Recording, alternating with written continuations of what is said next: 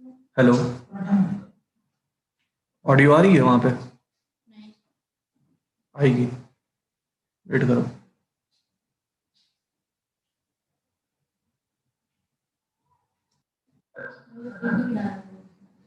Audio आ रही है वहां पे?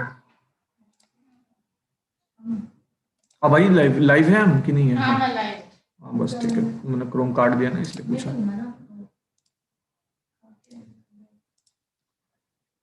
स्क्रीन शेयर कर देता हूँ तब तक कि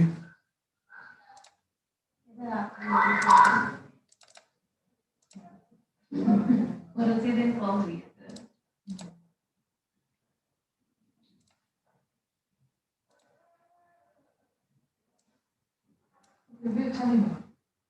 तो वैसा ही बनना था नहीं तो छोटा कर दिया था क्या? तो सब लोगों ने स्वेटर वगैरह पहन लिया। पहनेंगे या तो वहाँ उस टाइम पे फोन नहीं उठा रही। कौन नहीं उठा रहा? आदित्य भैया को छोड़ो, तुम खुशी भैया तो खुशी से बोलो कि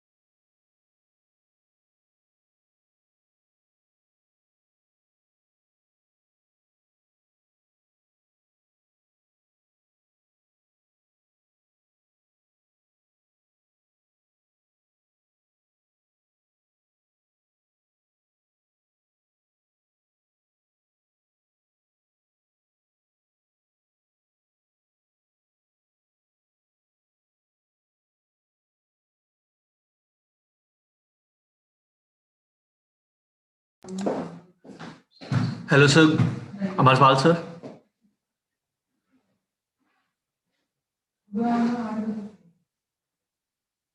hello Amarpal sir.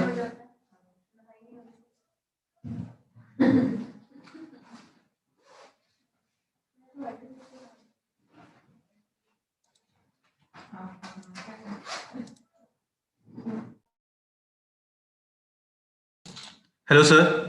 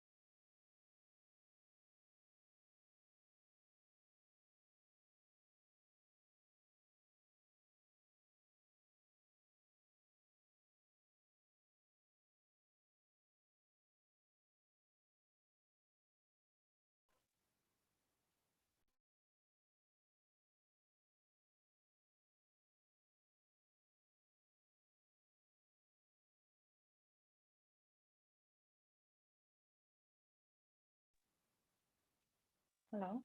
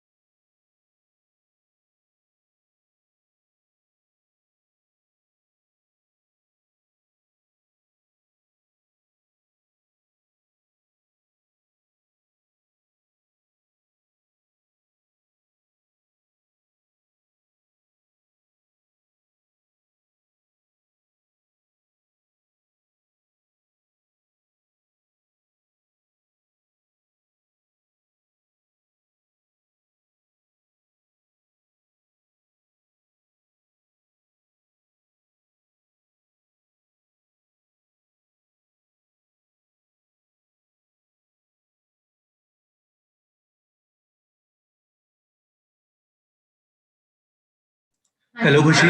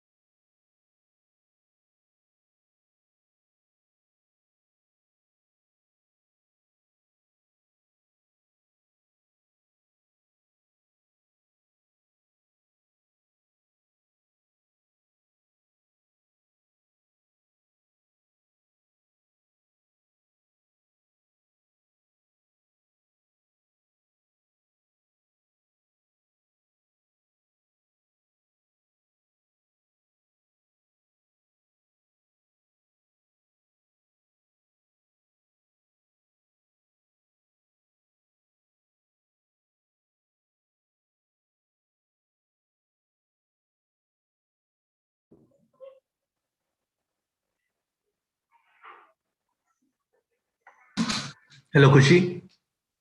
Hello. Yeah. Zan, am I audible? Yes, yes. Okay.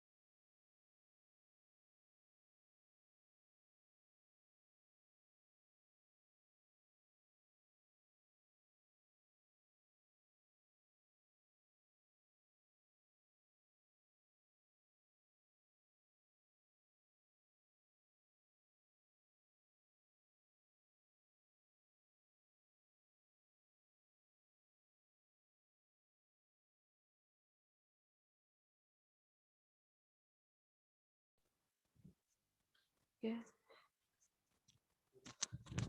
Good morning, sir.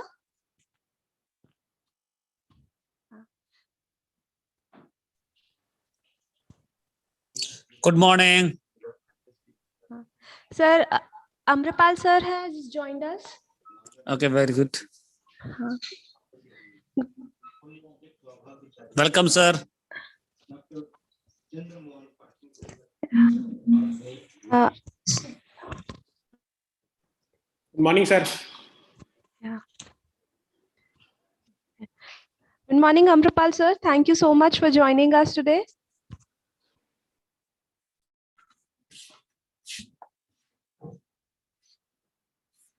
Good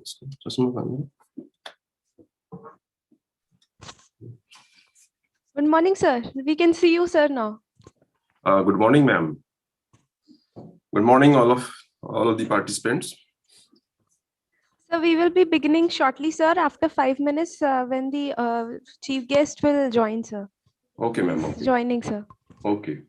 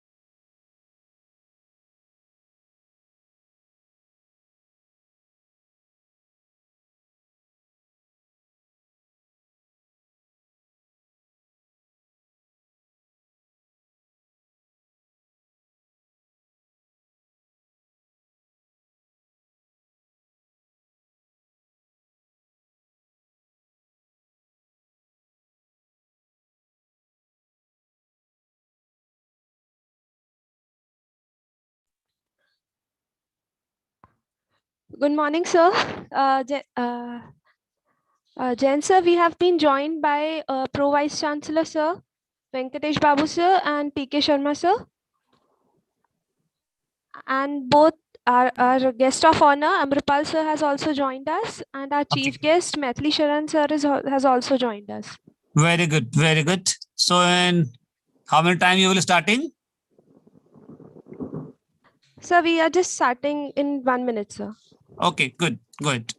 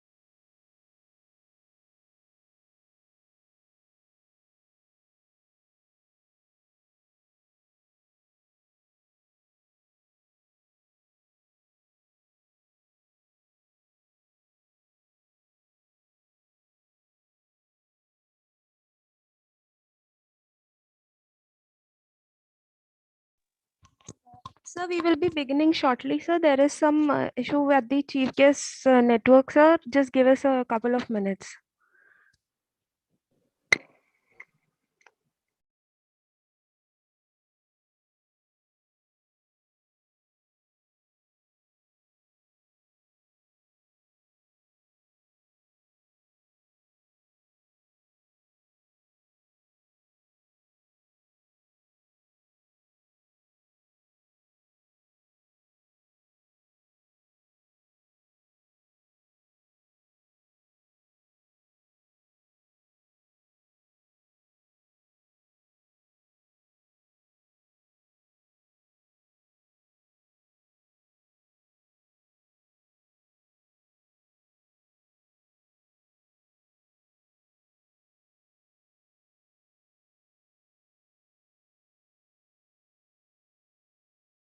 हाँ ये वाली गेट आगे।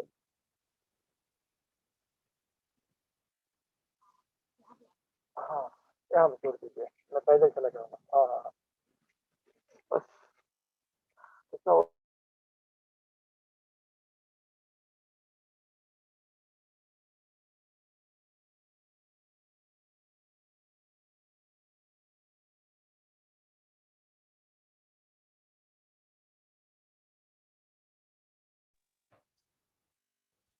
Welcome, Natalie, sir. Thank you so much for joining us.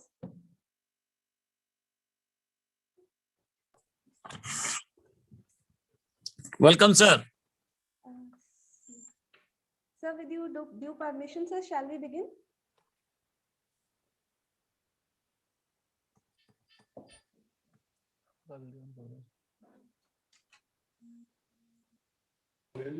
Hmm.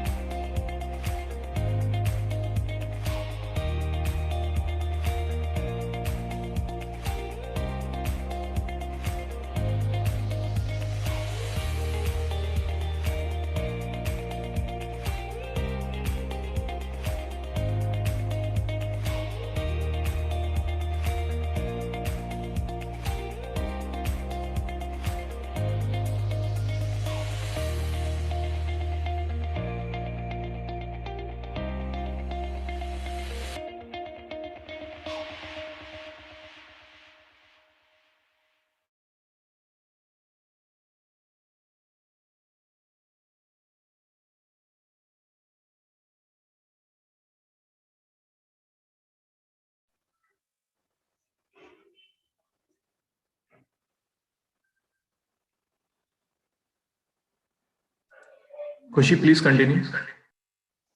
Okay. A very warm and energizing morning to one and all present. I, Khushi Sharma, a student at Galgodias University, welcome you all to the Forensis Agora Faculty Development Program on Interdisciplinary Research in Forensic Science, organized by Department of Forensic Science in collaboration with Forensic India Private Limited. Before everything else, let's start the event on a positive note. Our ancestors have said that preaching in the morning sets the tone of the day. So let's welcome that positivity with a shlok.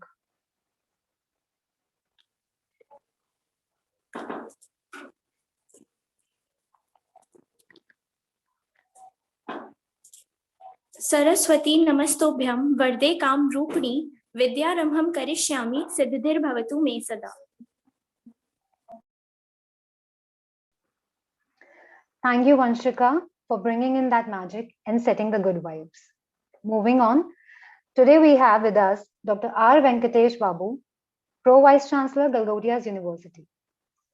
Professor Babu has more than 23 years of experience in teaching research, academics, and administration. Having done his graduation in mechanical engineering, post-graduation in computer-aided design, and doctorate in the field of IC engines. Sir has also served as an assistant director in the All India Council for Technical Education and National Board of Accreditation under the Ministry of Human Resource Development, Government of Secretariat, when India became a full signatory of the prestigious Washington Award. He has been instrumental in partnering with leading international as a motivational speaker.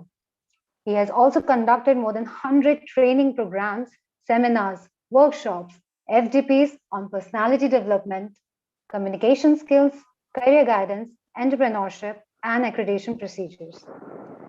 As a professional engineer, he's a member of the American Society of Mechanical Engineers, member of the Institution of Engineering and Technology, life member of the Indian Society for Technical Education, and member of the Society of Automobile Engineers.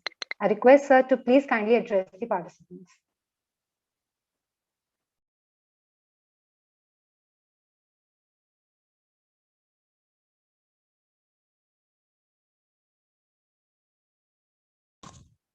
Babu sir, kindly unmute yourself, please. Yeah, one minute. Sorry. So thank you very much for the nice introduction and a very warm morning indeed. Getting out of the bitter cold.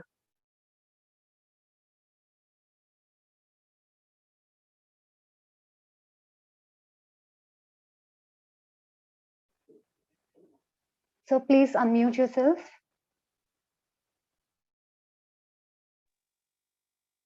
I think someone is muting me because I've unmuted twice. Okay. So Forensis Agora, the Society of Forensic Provisions, it has taken the next step and getting out of the mode of seminars and guest talks. This step in the positive direction of having a faculty development program on interdisciplinary research on forensic sciences organized by the Department of Forensic Science, SBAS, in collaboration with the Forensics India Private Limited, is indeed a nice initiative made by the School of Basic and Applied Sciences. And the chief guest for the day, we have got two luminaries, especially Mr. Maithili Sharan Gupta, the national president for who is on the mission of a crime-free Bharat. Now that name itself is quite energizing and encouraging to visualize a country wherein we have a zero crime rate. That's indeed a huge goal, and our heartiest gratitude and congratulations and our best wishes for him to achieve this mission, sir.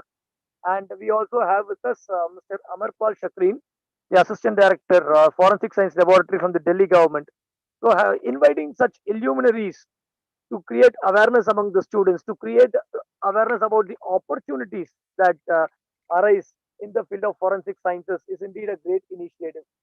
And as I have always been noting, as I have always noted in many of my meetings, the School of Basic and Applied Sciences is always a very active school with the vibrant students. And this vibrancy is being made sure by the effective leadership of Professor A.K. Jain. So let me also congratulate Dr. A.K. Jain. And it is initiatives like these that create awareness among the students and even the general public.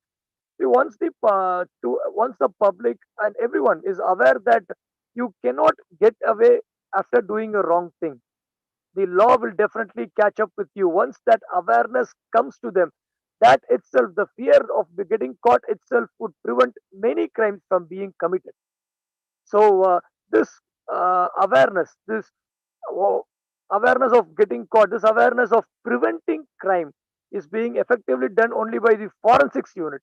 because not at all points can we have CCTV cameras installed, and not at all points can we have physical surveillance, which is not possible. So it is with the help of these forensics people that many crimes get solved. And once the people at the general public are aware that they cannot get away after doing a crime, that itself would definitely bring down the crime rate. So, having said in that note, I wish this faculty development program a huge success, and I'm pretty sure that all our faculties from the Galgodias University as well as the outside participants will definitely reap the benefits of these 5-day programs.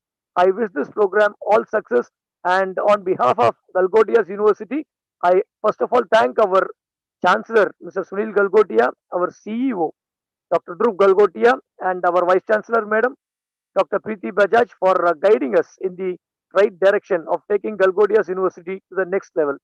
So thank you very much, all of you, and I wish this program huge success. Thank you.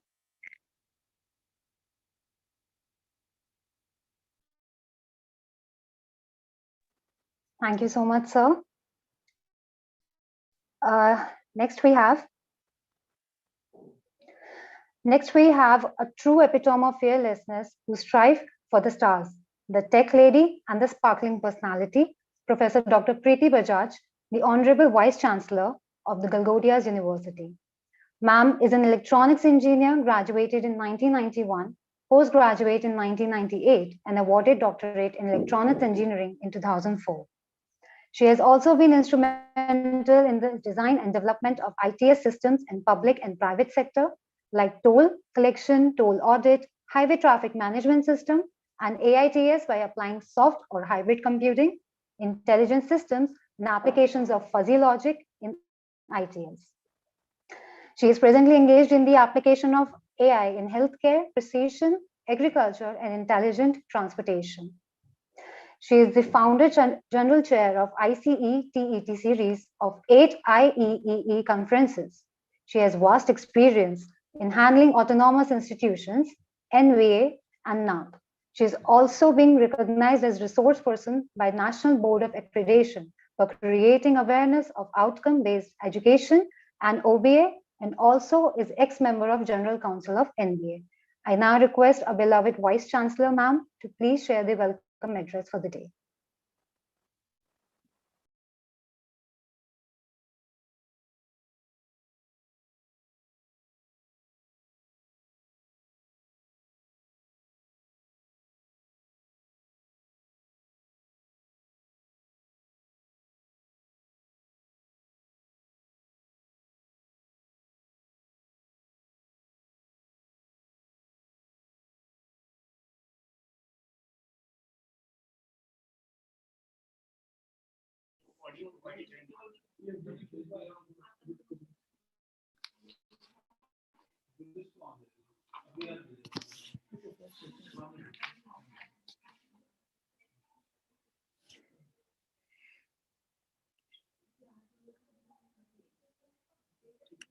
Good morning.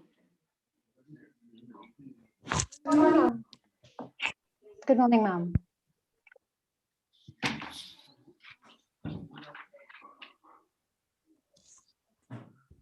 So, Madam, we are waiting for your blessings for the conference. okay. I'm so sorry. So, convener of the FDP, Dr. Arvind Jain, Dean SBAS and DSW, organizing secretary of FDP, Dr. Rajiv and Mrs. Vinny. It's at the outset, congratulations for organizing FDP, and which is second in, I think, first FDP of this session, but lot of activities if I see. So 2 workshops or 3 workshops, 2 seminars, and then this SDP. So great going SBAs. I'm very happy to be part of this 1 week's FDP, which is being organized by the Department of Forensic Science. Lot of work which is going on in the forensic science as of today. And probably it is one of the when the whole world is going digital. So then when whole the world is going digital, then these workshops are very, very important, which will give experience and learning for all those who are working in this domain to know the cybersecurity, the issues which comes across every day with the legal team, with the police department, which day on day today activities in the campus and otherwise, and especially lot of research is going on. Probably this field is the most dynamic field, I would say, as on today, because of the kind of digitization is going on every minute, every second, and with new innovations and happening in the field.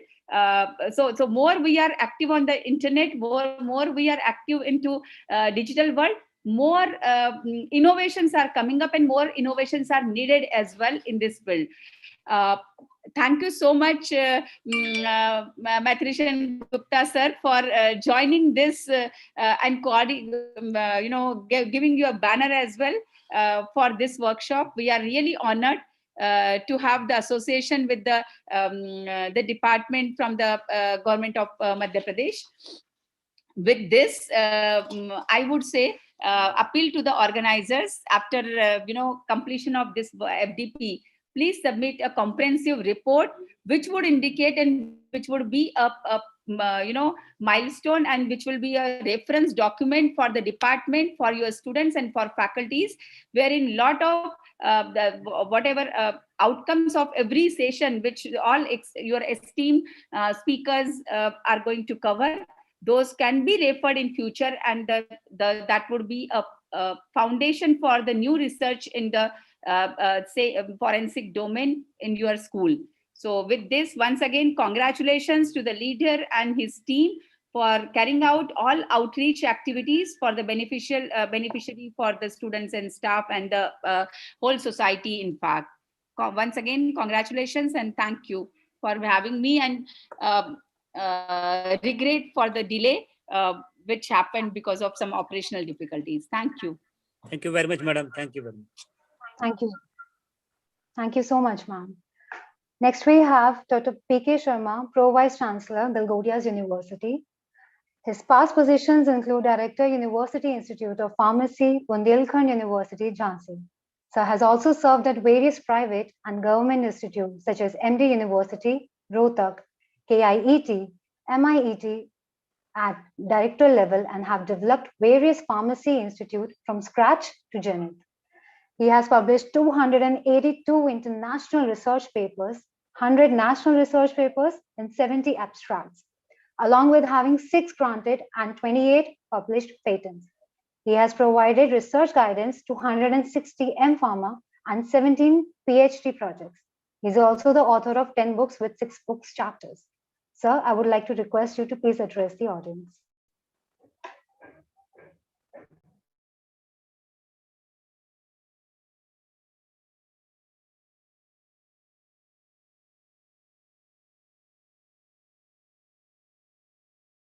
Sharma sir, please unmute yourself.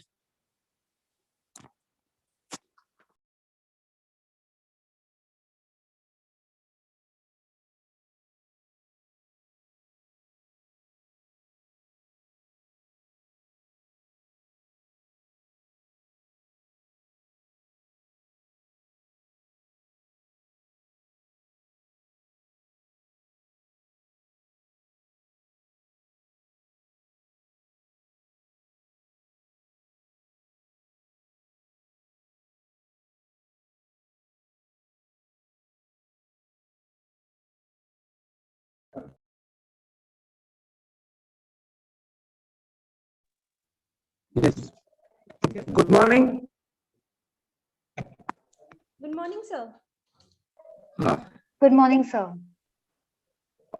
Honorable Shri Matherishan Gupta sir, National President, Crime Free Bharat Mission, and former DGP, Police Reforms, Madhya Pradesh. Shri Amarpal Shokin sir, Assistant Director, Chemistry, Forensic Science Laboratory, Delhi Government. Dr.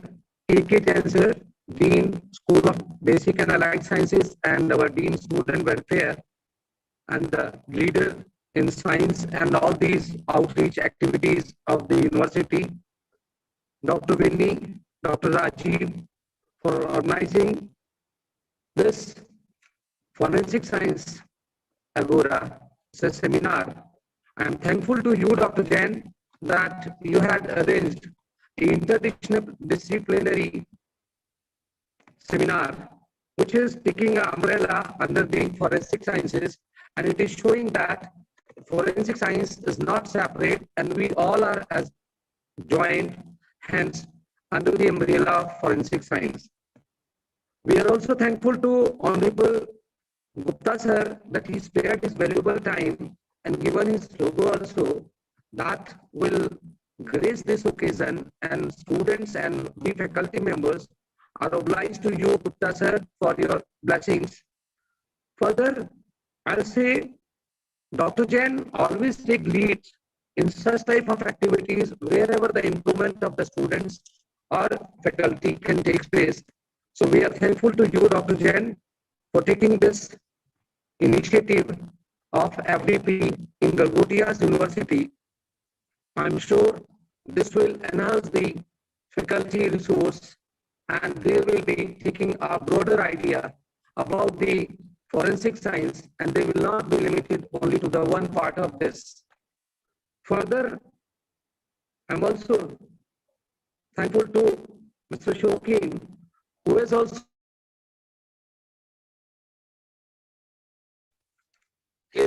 sparing the valuable giving his words to this Agora. Once again, thank you to all of you, and thanks a lot for inviting me to this. And I'll say that this will go a long way. And as our Honorable Vice Chancellor has told, that this is the first FDP, naturally it will start the ignition and other schools will also come up. With these words, thank you once again. Thank you to all of you, and special thanks to Dr. Jain. Thank you. Thank you so much, sir. We also have with us today Professor Dr. A.K. Jain, Dean School of Basic and Applied Sciences, Galgottias University. Sir has been associated with the Galgottias University since 2011. His teaching experience is of more than 16 years, and his industry experience is of 3 years. He is also a professor of chemistry. He has done his MPhil in Industrial Method of Chemistry and PhD from IIT Roorkee in chemistry, and is a postdoctorate from ICMCB, France. His areas of research includes nanotechnology, photochemistry of semiconductors, carbon nanotube functionalization, and device fabrication. Also, ZNO synthesis and application in sensing devices. He has been awarded with the DST grant for his research work. He has, to his credit, 5 patents and more than 50 research publications in national and international journals. He has guided 3 PhD students and is currently guiding 8 scholars along with many MSc students. He has been invited as keynote speaker, guest speaker in various national and international conferences. I request sir to please address the audience with the program details. Thank you, Khushi, for inviting me. Just some echo is there.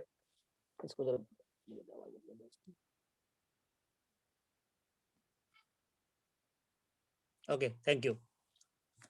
Thank you, Khushi, for inviting me. I'm very thankful to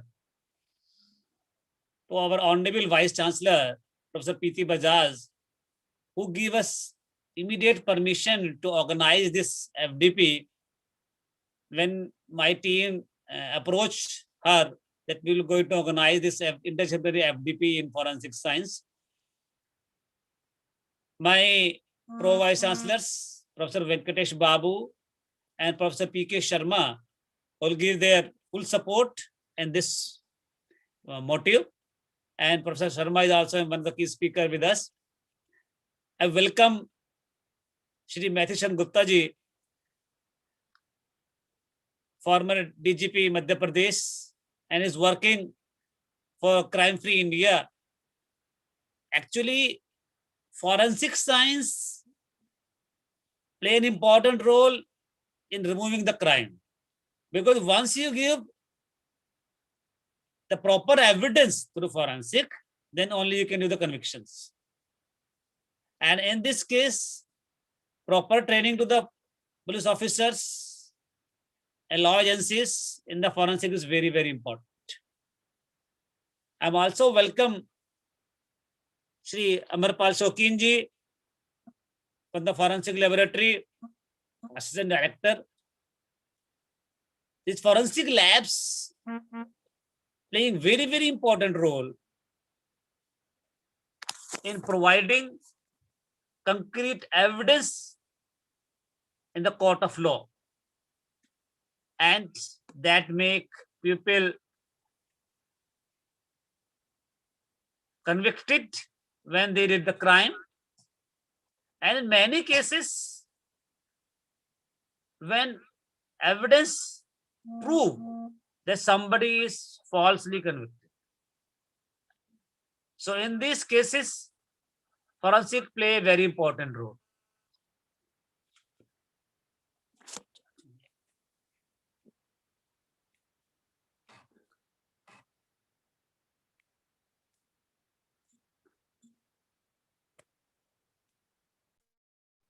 So we organize this workshop, this FDP, to keep in mind that various disciplines come together and share their ideas, how we can go ahead in the forensic science. And I'm very happy to share with you all that we have 3 speakers, one from South Africa, one from Brazil, one from US, along with many internal speakers. And they are from different backgrounds. This will help us to take lead in this direction and share our ideas with each other, that what we can do. Our faculties and other people are eagerly waiting to listen. Madison Gupta ji and Shokin sir. So I am not be in between them. I just welcome you all, especially Gupta sir and Shokin sir, in this FDV program from the Department of Forensic Science, School of Basic Applied Sciences. On my personal behalf and on the behalf of Galgotia University, I'm also thankful to our Chancellor, Sri Sunil Galgotia ji, our CEO, Sri Dhuru Galgotia ji, who is always motivate all the departments to go for such kind of academic activity. Without their motivation, this kind of activity will not be possible. Thank you very much to all of you for participating in this. Thank you, Khushi. Thank you so much, sir. Now, next we have a guest of honor for the event, Mr. Amarpal Shokin, Assistant Development, Secretary in 1994 as a scientific assistant. He did his bachelor's in chemistry, botany, agrochemicals, and pest control from Delhi University. Sir has also done LLB from Delhi University. He completed his master's in forensic science from Dr. H.S. Gore University in Sagar, and has examined and reported approximately 5,000 cases and over 15,000 exhibits. Sir has received first prize of Dr. P.D. Sethi Memorial Annual Award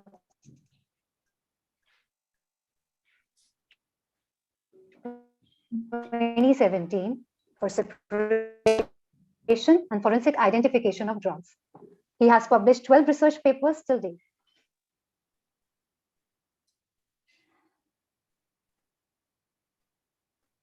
Sir has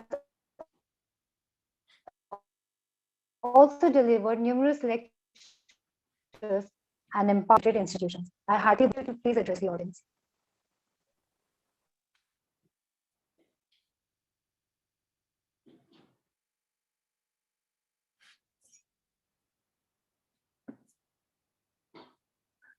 Hello.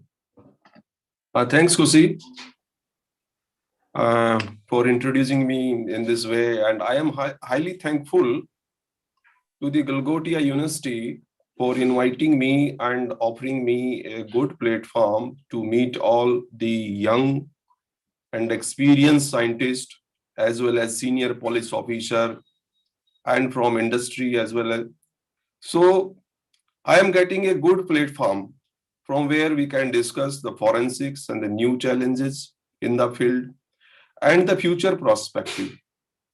So today I am highly thankful the organizing committee, Honorable Chancellor Saab, Honorable CEO Saab, Honorable Vice Chancellor Dr. Arvind Kumar Jain sir, Dr. Rajiv Kumar, and Mrs. Vinny Sharma, Assistant Professor, and other members of the committee who are organizing this, the Forensic Agora.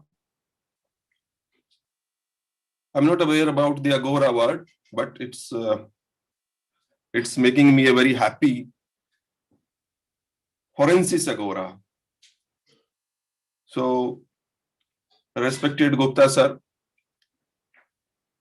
and other participants, I would like to present my PPT which I have prepared for this session. I hope you will enjoy and you will see the new challenges which we are going to face in the coming period or coming era. So, and we have to develop the new technology accordingly. So I would like to share my PPT.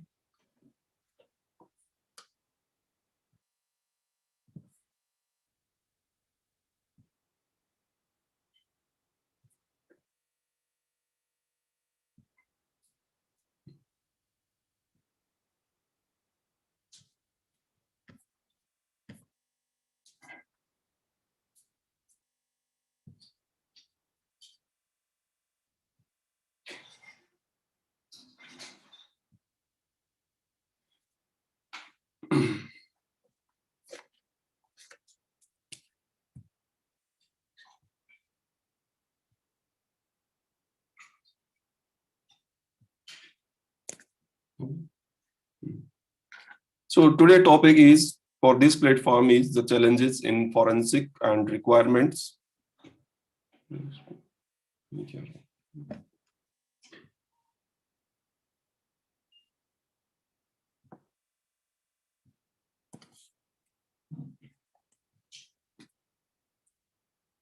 So first of all, let me introduce you that what is the science, what is the technology, and what is forensic science. The science serves two functions: to know the things and to do the things. And the technology, knowledge gained through science, then applied by means of tools and techniques, and then comes forensic science. The use of science and technology in the investigation of the crime constitutes a new branch of science, that is forensic science, or we also call it criminalistics.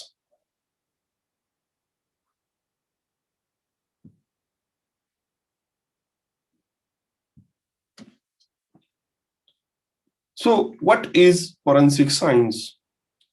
Although there is no need to explain what is forensic science to the departments and to the dignitaries and the participants, but let us have a close look at this, the definition. What is forensic science?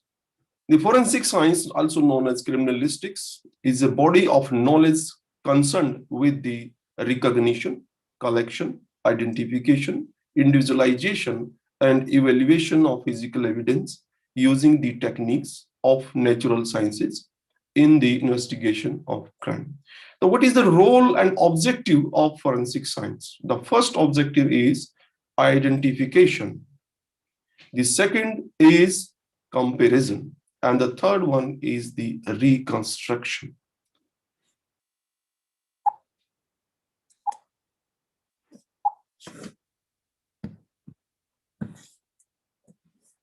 There are the principles of forensic science which governs the forensic science. The laws and principle of all the natural sciences are the basis of the forensic science. In addition, forensic science draws its strength from the following 5 fundamental principles. The first law is law of individuality. Every object, natural or man-made, has an individuality which is not duplicated in any other object. The second law is Locard's principle of exchange. Any contact exchange traces. In accordance with this principle, which was first enunciated by the French scientist Edmond Locard, a mutual exchange of traces takes place between the criminal, the victim, and other objects involved in the crime. These traces help linking them with each other. Law of progressive change. Everything changes with the passage of time. The scene of the crime as well as any object involved in the crime undergo rapid changes with time. Longer the delay in examining them, dimmer would be the chances of linking them with the crime in the question. Principle of comparison. Only the like can be compared. This principle stresses the necessity of collecting like samples or specimens for comparison with the questioned item. For instance, if a questioned writing is written with a ball pen, comparing it with a sample written with a fountain pen would be futile. Principle of analysis. The analysis can be no better than the sample analyzed. This principle emphasizes the need for correct sampling and the correct packing of clue materials.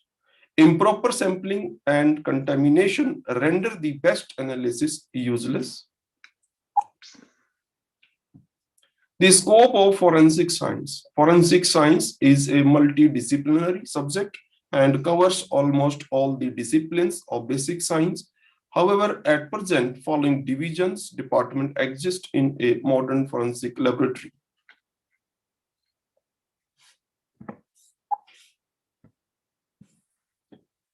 Forensic science covers forensic chemistry, forensic document examination, forensic explosives, forensic narcotics, forensic physics, forensic toxicology, forensic psychology, forensic photography, forensic fingerprinting, forensic DNA fingerprinting, and the computer forensics, and the forensic biology, forensic ballistics, and recently a new topic is also emerging, the forensic accounting.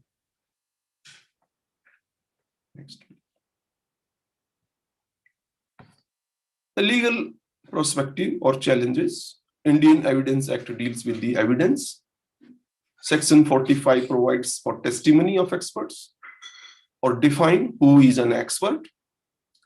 46 deals with the facts bearing on the opinion of the expert. Section 51 further provides for the relevancy of the grounds of expert opinion. However, when it comes to expert opinion, the experts are only entitled to answer questions pertaining to the facts and circumstances of the case. The Fry standard was used in federal courts for many years and stated that scientific evidence was only admissible if it was widely accepted by the scientific community. The Fry and Daubert law. The Fry test required the court to determine whether the scientific technique in question is generally accepted or not. The Daubert test, on the other hand, mandates the judges to rule on the validity of the scientific theory or technology.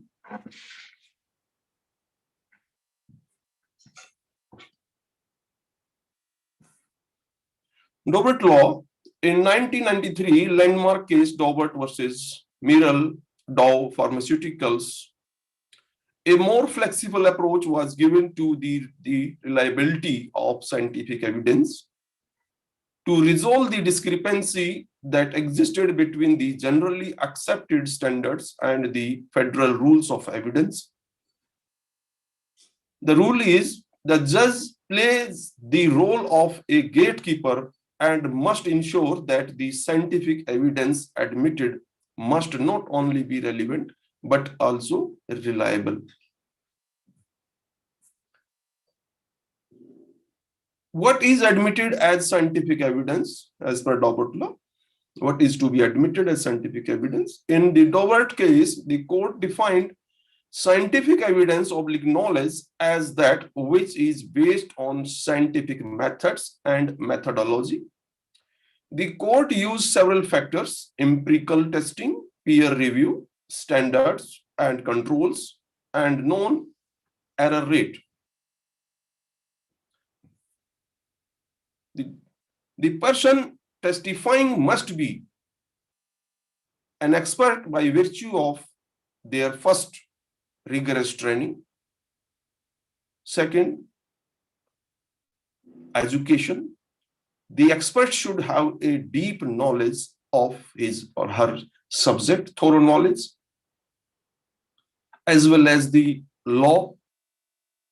And the third is the experience in analyzing the exhibits. The evidence presented must be based on scientific methods. Now I will draw your kind attentions to the challenges faced by the forensic scientist as well as police. First of all,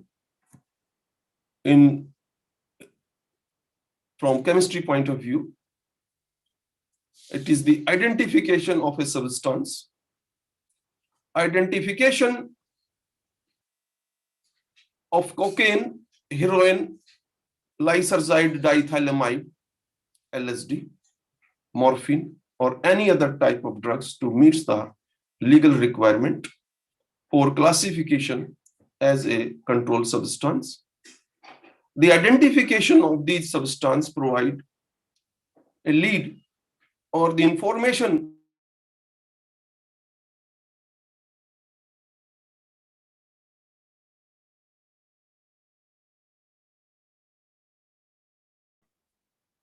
next, please.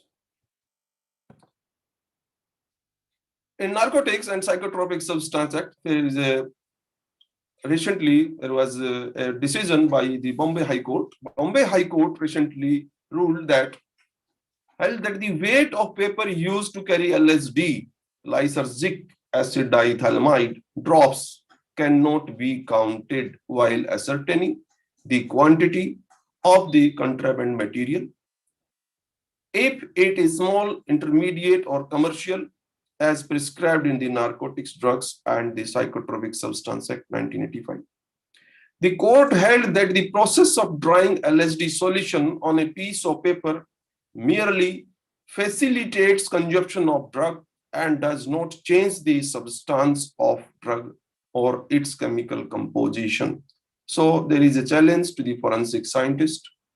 Now they have to extract this LSD, and which is present on the paper in very, very low quantity, and then analyze on the sophisticated instruments and the reports and report for future conviction.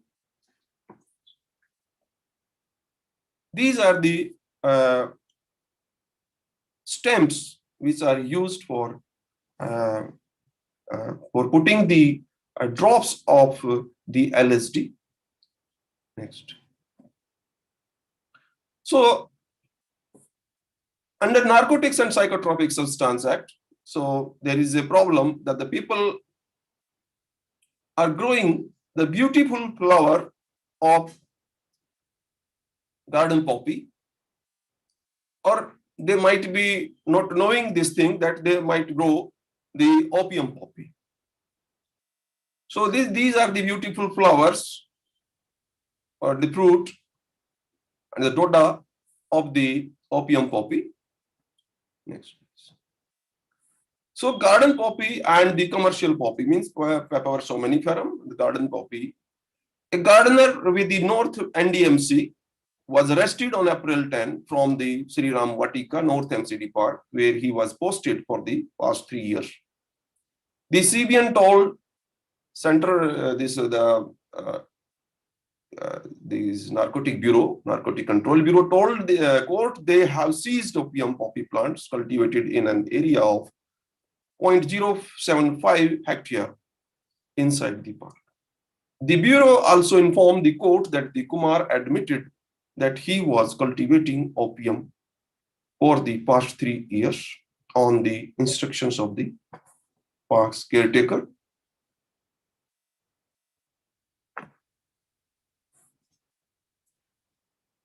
Dear friend, the police came to me after taking the plants from that park to show me that whether it is opium poppy or something else. After examining it, I said that this is the role related to the opium poppy. This is the family somniferum, or might be some garden poppy.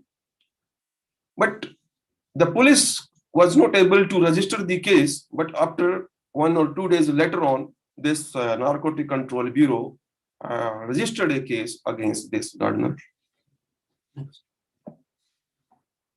So the new problems are coming up in the case of in the field of cannabis or related to the cannabis. The country Canada has used the cannabis for recreational use. And India, some people are also trying to grow in the Uttaranchal and somewhere else for the commercial purposes. They are taking out the individual cannabinoid compounds and are putting and are mixing with the pharmaceutical preparations. And legally or illegally, I don't know. I think they are mixing the cannabinoids illegally. And the synthetic cannabinoids. So this hookah bazaar, hookah pubs, they are giving, they are mixing the various chemicals for smoking. So there is a strong need to do research in this field also. So that now the DNA, the most important evidence. So recently the bill, I think the bill has not been passed yet. And the DNA technology use and application regulation bill 2018 is still pending in the Rajya Sabha or the Lok Sabha. The DNA technology regulation bill will regulate the DNA technology for the purposes of establishing the identity of certain categories of persons, including the victim, offenders, suspects under trials, missing persons, and unknown disease persons. Now, recently I have read an article that man has made a factory meat by the cells of that species. So these man-made meat will also pose a challenge in the investigation. The next is the facial recognition. Nowadays, the police is taking help of CCTV cameras to identify the culprits. Recently in Kisan Andolan, police is still recognizing, finding out the culprit. So the forensic face recognition techniques must be able to handle facial images captured under non-ideal conditions. So improvement in forensic face recognition through research in facial aging, facial marks, forensic sketch recognition, face recognition in video, near infrared face recognition, and use of software biometrics, as well as superimposition techniques. Now, the another challenging field is the cryptocurrencies. the challenges in the investigations, evidencing and prosecuting organized cyber criminals for the crimes committed using cryptocurrencies such as Bitcoin.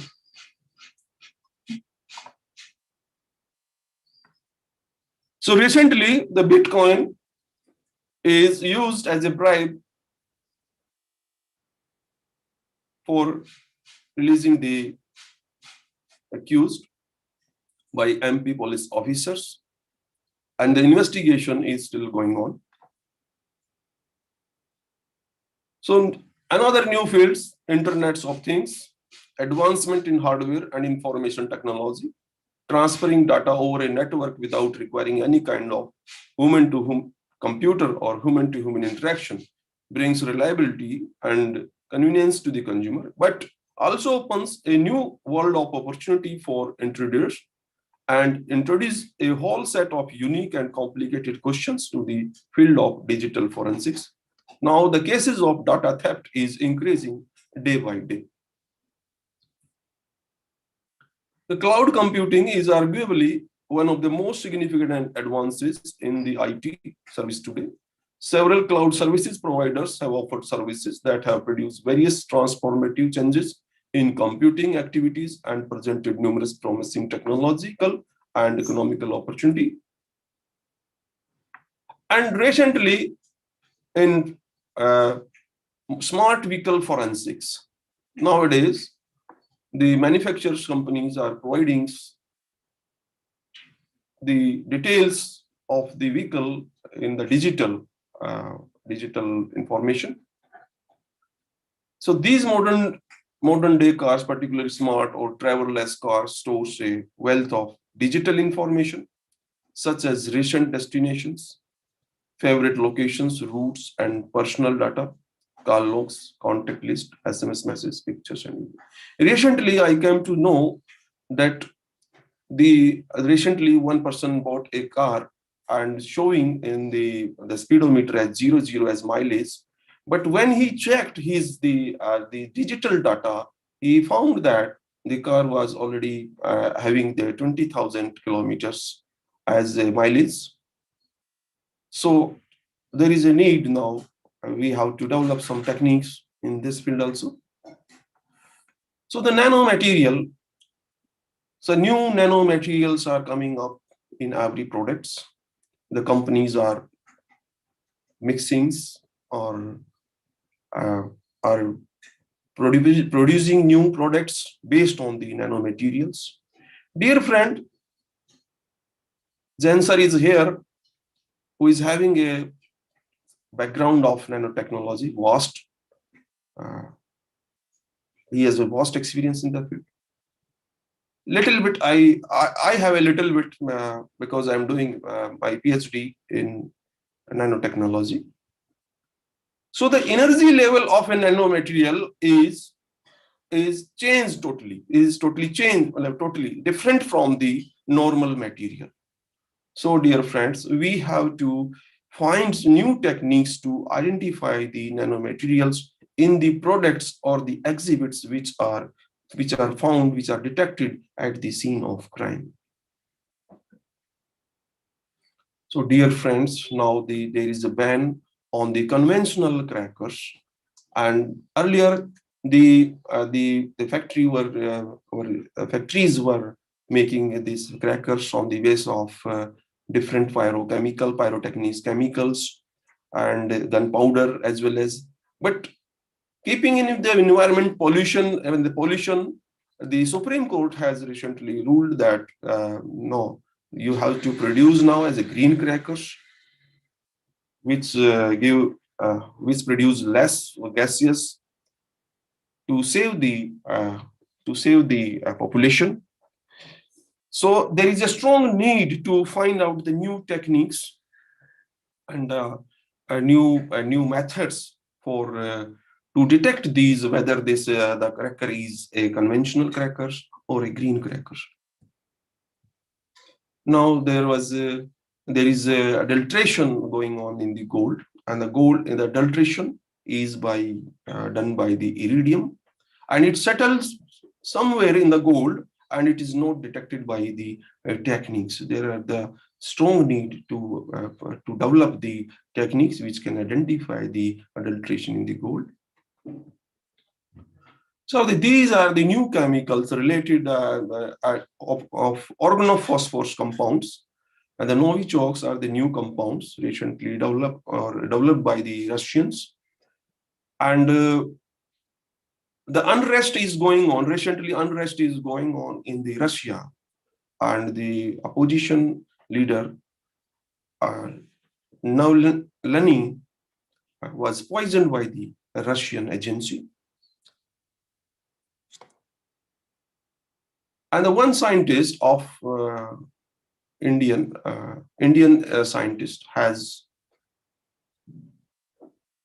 said that I have been poisoned by the arsenic trioxides, and the matter is related to the II set, which I am developing.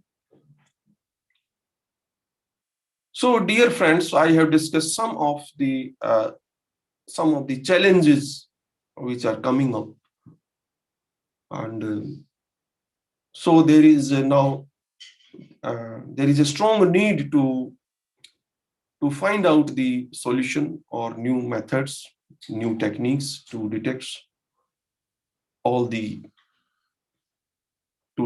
to find out the new evidences having different materials.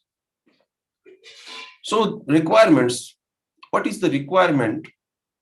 There is a strong need to understand the requirements of a particular law for better understanding of its requirement.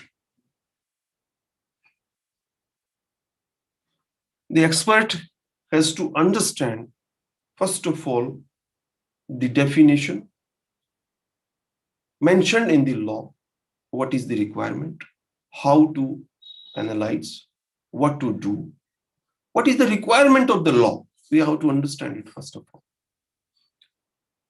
And then we have to apply the techniques, standard techniques. Then second thing is the research and the development of new validation methods in the emerging fields. The effort should be made on the development of cost-effective methods, especially in DNA technology. The forensic scientists and the students should have thorough and deep knowledge of their respective field. The scientists should be aware of or use well-known and tested tools and techniques. Describe exactly what tools, instrument or techniques has been or have been used in the report, method applied, and what the results were. The report should be thorough enough that any competent forensic examiner can take your report and duplicate your test. Use citations. Opposing side will disagree with your findings. If one claims that a particular technique is valid, cite studies, textbooks, papers that support that statement. So, dear friends, there is a strong need to do more and more research, or we have to find out the research which is going on the different fields, and we have to utilize that research for the better development of the requirement of forensics or the law. Thank you. Thanks a lot, dear friends, for providing me such a platform for today. Thank you. Thank you very much. Thank you so much, sir. Moving on, I would like to introduce our chief guest for the event, Mr. Maithili Sharan Gupta, National President, Crime-Free Branch Mission and former DGP, Madhya Pradesh. Sir is an IPS officer of the 1984 batch of Madhya Pradesh cadre. Sir is currently appointed as Special DG Police Reform, Madhya Pradesh. He is a MTech in Industrial Engineering from IIT Delhi and is skilled in operations management, analytical skills, and team building. Sir has a special interest in automation and innovation, which is clearly reflected in the current projects he's heading. He is currently heading automated investigation support system with the use of 21 technologies to pave way to crime-free India, empowering railway passengers through integrated All India GRB Health App Suite, State Disaster Command, response and monitoring system to create disaster-capable and resilient India using predictive, proactive warning system, mobilizing of local resources. Shifting population under risk to safer location using period for infotainment and capacity building, automated data, information, and documents requisitioning and assimilation systems are a few to mention. It's an honor, sir, to have you today with us. I would like to request Maithili, sir, to please address the audience. Sir, kindly please unmute. Yeah, thank you very much for such a elaborate introduction. And I feel probably I would like to thank Galgotia University for having invited me to join this important forum and to, participate in this Agora, which is basically very close to my heart of crime-free Bharat. To begin with, Honorable Professor Dr. Preeti Bajaj, Vice Chancellor of Galgotia University, Dr. Venkatesh.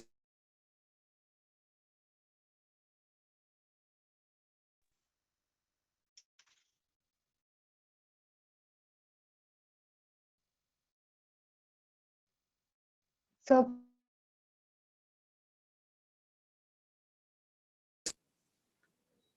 Am I audible? please unmute yourself. Yeah, I have unmuted. Am I audible? Yes, sir. No. Okay, okay. Yes, sir. Yes, so, whether you could hear anything or you couldn't hear anything? Whatever I have spoken, could you hear that? Sir, we were able to. It was just mute for us. Yes, sir, we could. We were able to hear you before. So thank you very much for having invited for this session. Probably I am having many things to share with all you, and probably that might set tone for how the forensics should move forward. Because I find a lot of problems, and with my vast experience of the policing, including 6.5 years as a DGP, probably in the different domain as a DG Railway, Madhya Pradesh, DG Home Guards, Civil Defense and Disaster Management, and DG Police Reform. First of all, we would not be doing a right kind of analysis unless we are aware of what kind of the problem is being faced on ground by the forensic scientists, by the people at large, by the investigator, and including their emotional and related things. So things have to be understood in a totality, and we have to really devise solution to make it happen. Because whatever we are taking it from outside India, from abroad, their problem is very minuscule if we compare them with Indian problems. So their solution is almost failure in India. Their machinery, which is capable of doing some tests, few tests, that is also not really good enough to resolve our problem. So we have to really go in a very big way to remodel our research development, remodel our way of reaction. We have to devise our own way, our own model, our own methodology. I am of the very considered view, the present way of handling crime, present way of providing forensic assistance there's a lot of gaps, and whatever we are doing little bit here and there, that is not going to solve our problem. So the first problem which had been brought to my notice by forensic students, when they said that though there are more than 82 universities are there and institutes are there who are offering specialized subject, specialized topics on forensic science, but recruitment rule of FSL and senior scientific officer and scientific officer, it is basically not revised. So still they are taking people from basic science. It is something like, do we are having that expert MDs and DMs, still we are going for MBBS because the recruitment rule provides for the MBBS. It's something like that. So the first and foremost, then it was really brought to the notice of the concerned quarter. If formal letter of has gone from MHA, and various states, they are in the process of revising their recruitment rule. I am very sure in times to come, within few months, the recruitment rule would be revised across India, and the forensic scientists, they will be having better opportunity to deliver things. But I am having something else to really offer, because I feel there is not really a question of going for forensic scientists on the government approved list. Rather, I would like to have the thousands and lakhs of forensic scientists, senior experts, who should act as a freelance.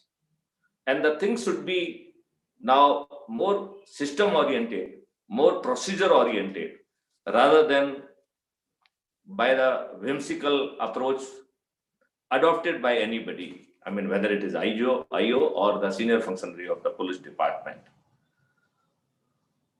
So many states are not having fully developed organizational structure to provide field support in to the IOs. However, Madhya Pradesh is lucky because it is having a fully elaborate system. It is having all branches of FSL. It has having the specialization also. We are having DNA laboratories. We are having the regional DNA laboratories also. And all districts, they are having mobile forensic unit. They are having SSO and SOs also. But this is the positive side of the story. I will come and I will tell about the negative side of the story as well. The biggest problem with the forensic scientists, they themselves are really not excelling themselves. So they are not enjoying kind of high self-esteem, kind of high confidence level. And they are generally browbeaten by the people in police hierarchy, including investigating officers. That is not really the right interaction, right correlation with the forensic scientist. There's a lack of faith and a lack of support from senior police functionaries. Forensic scientists are being viewed by many police officers as they are interfering with their discretion. And basically their latitude and their freedom to implicate or absolve somebody under dictate of someone is getting minimized. And somewhere the rent-seeking behavior is also getting affected. So many of IOs, they are not really very kind to forensic supports, which is very readily available to them. And they try to avoid taking help from scientists unless the direction is being issued by the senior police officer, or if the FC, SP, or DIG or IG, they are very proactive and they are highly inclined in favor of the forensic science related and based in investigation. There is a lack of professionalism. Samples are not being collected properly.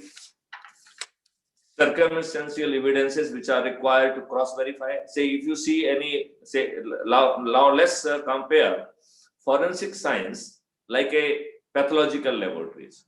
So pathological laboratory, after doing the test, they will invariably will put a line. It may be, please be verified with the clinical observations.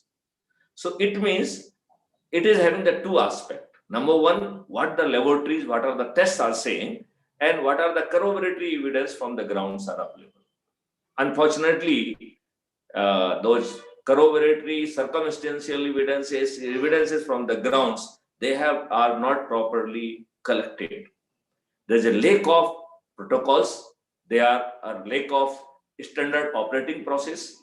People are just going in many cases by their wisdom, by their experiences, but less of the things are being codified. Rather, it is a highly specialized subject, and this kind of lack of standardization cannot and should not be tolerated. As I said in beginning, that majority of the machines, whether it's a DNA or others, they are being imported. They are very costly. They are having very limited capacity, and their results have not been really verified in Indian context. So we need to have our own research and development. We have to really do the lot of process re-engineering. And this kind of the limited testing has to be converted into the mass testing. And lot many concepts which I will be elaborating later on need to be incorporated. There are other issues. So not collecting sample properly, missing out lot many things. My friend, he has gone in great detail and giving the details, the 5 principles. But those principles and evidences are not meticulously collected by the investigator. And so because of that very reason, there's a issue. The police not properly collecting it, not properly sealing it, taking it to the Thana. It is lying in Thana for a very long time.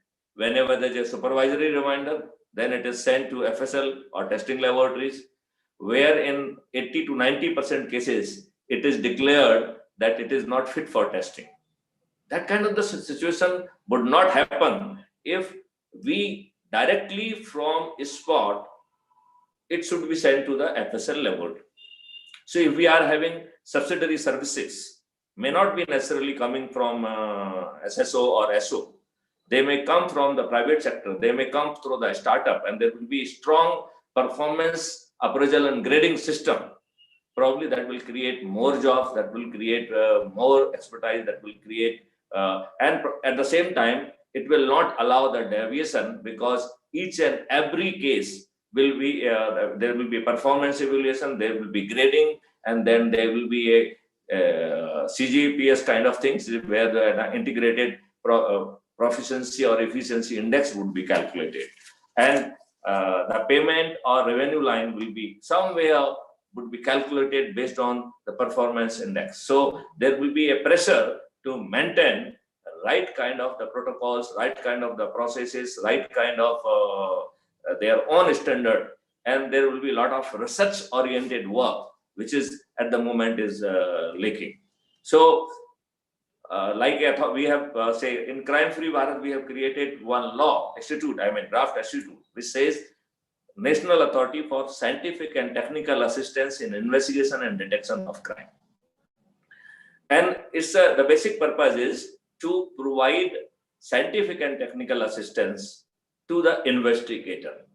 And it is a part of legal and constitutional responsibility of the central government. And whatever is the constitutional responsibility, it cannot be discretion of anybody else. So, and at the same time, now there's a concern about the privacy. So this, one of the important purpose of this national authority to really guarantee right to the privacy. So right to privacy, which should not be for the authority. It should be in position to capture each and everything which is required for the detection and for the prevention and finally for the rehabilitation of criminals. I will say this authority should be creating a technological Chitragupt. I hope my friends, they understand Chitragupt, mythological Chitragupt. So when we die, Chitragupt during the period, he keeps details and videos of all whatever you are doing. And after your death, when you reach, so there is some kind of a code system where the Chitragupt will be sharing your videos with you. And then you will be given an opportunity to react, and thereafter it will be decided what should be your fate and whether you will be getting the next worth or not. That kind of the mythological belief that there is something like a Chitragupt.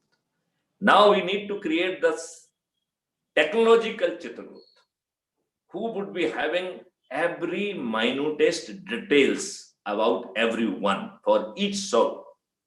but the detail will not be available to any third party. Only there's a deviation. It can be used in court of law for proving your guilt or innocence. So we must not use the privacy to weaken our system. Privacy should be used for guarantee, and privacy should be available to the people, so that it should not be shared for any commercial purpose. It should not be shared with any third party. Rather, sharing with anybody who is not supposed to have that information, it would be a very, very heinous offense. It will be a cognizable offense. It will be non-bailable offense with very, very difficult bail provisions. And it would be having minimum punishment of 7 years. So the chairman of National Authority for Scientific and Technical Assistance, if he deviate and use any piece of information for the unintended purpose, the same chairman would be landing himself in the jail because he violated privacy. That kind of the law we are talking. Now, when there's a digital data, there will be intruders, there are ethical hackers, there are this and that. So there is a powerful system which is catering for the physical security, and that is catering for the digital security, firewalls, encryption, this, that. Crossing that firewall and reaching to the database of the crime-free Bharat under National Authority of Scientific and Technical Assistance, under 1965C, Schedule 7 of the Constitution, would not be doable by any hacker unless he risks his life in the jail. So there will be inbuilt log analysis. The moment any ethical hacker even attempt to enter into the system, his identity would be identified. The evidence of his entering into the system would also be identified. And this will be a very, very serious offense, as we are talking of that any insider, if he's sharing that information. So any outsider, whether he's an ethical hacker or unethical hacker, or he's a criminal or he's a non-criminal, does not matter. You are not supposed to enter inside the database of the CMB. And if you do that, you are committing a very, very serious offense. That will be again a cognizable offense, non-bailable offense, very, very difficult bail provision with minimum punishment of 7 years. And the system at the back end is capable of capturing the logs, capturing your identity, capturing the evidence of your unethical behavior, and fixing you and putting you in the jail. So no hacker, irrespective of any part of the globe, would not be in position to do it. Forget about the Bitcoin, forget about the darknet, forget about the dark web. We have to speak and we have to devise solutions with that kind of the confidence. I think we technocrat, we the forensic scientists, we the engineers, we are not devising right kind of the software and hardware solution. We should not become part of the problem, we should become part of the solution. My friend, is doable. There is a need to really do a lot of re-engineering. We have to really think of how the forensic science can play a dominant role, and all investigations should be forensic science based and supported solutions. How that can be done? How that can be done? So that can be done by modifying our responses and our behavior, our protocols, and say when an operation can be done by remotely making use of the robotics and other tools by a doctor sitting at a remote corner, maybe in the other part of the world, or under his guidance may be done by some local doctor. I think it is certainly, with the lesser risk, it can be done in the field of the forensic science. So there could be forensic scientists, there could be the field scientist of the forensic, There could be the freelance scientist. There could be the vehicle. Let it not be owned by the police department. So there could be one startup who will provide services of a very, very standard mobile field unit. It will be having all kind of the facility, all kind of the tools which are required for modern scientific investigation. It will have all kind of the packaging system, all kind of the resources where a very advanced packaging is possible. It will be having QR based, 3 package based system where samples will be collected and will be sent directly from there, making use the courier system, not depending on the police, so that samples collected from the scene will not be sent to Thana. It will straightway will go to testing laboratories, and there will be plethora of the laboratories. We can develop the credential modality for them. We could develop their performance and gradings, and probably there will be a lot of transparency on the other side. I will cover that in details while deliberating on that issue. So begin with, let me say that the whole thing has to be really converted into, say, forensic science related evidence collection should start much before real collection of evidence. So we should go, first first step should be to protect scene of crime. So even we can have the people after the little training, that n number of the volunteer of the CFB, which we see in future, because it is having the 5 revenue streams. So we see the whole population will be our volunteers. So the illegal people could be trained, hence the availability of the people who will be the trained volunteers to do the, say, crime scene protection. They will be having, and they can go and they can do that protection, and everything would be under the record, and they will get the detail for their services. There could be another service, photography service. It will be having the 2D photography, it will be having 3D photography, it will be having IR supported photography, UV supported photography, it will be having the drone photography, it will be having robotic photography. So we are in position to create a kind of a situation which generally happens in cricket stadium, where n number of the kind of recording is through the floating camera, fixed camera, drone camera, all those cameras. Those services would be available, and through Wi-Fi connectivity, through that,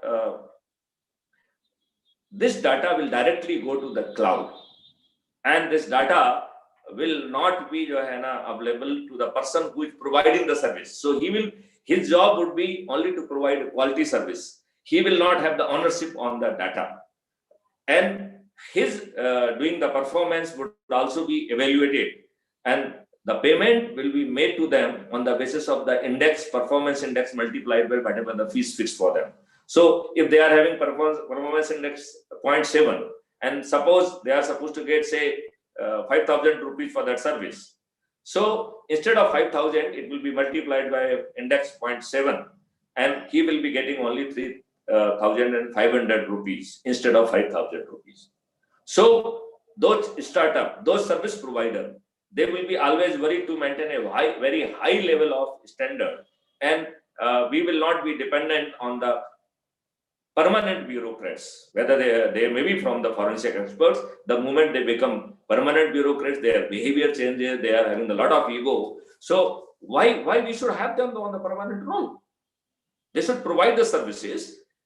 There is a no-go to provide those services in a less transparent manner. So we can have that transparency, we can have date and time and location stamping. There will be hash value protection. Evidences captured would be sent through the blockchain technology, and it would be creating proof of chain of custody. It will be creating certificate under 65B of Evidence Act. It will be creating certificate of admissibility as per the law, so that any wrong impression should not be and need not be and could not be created in the court of law. Now, there has to be that kind of the mindset. So, let's presume a situation, how I visualize that future of the science, forensic science will take place. So at the moment, I will go on the latter part, that how the forensics should redesign and do the things and what kind.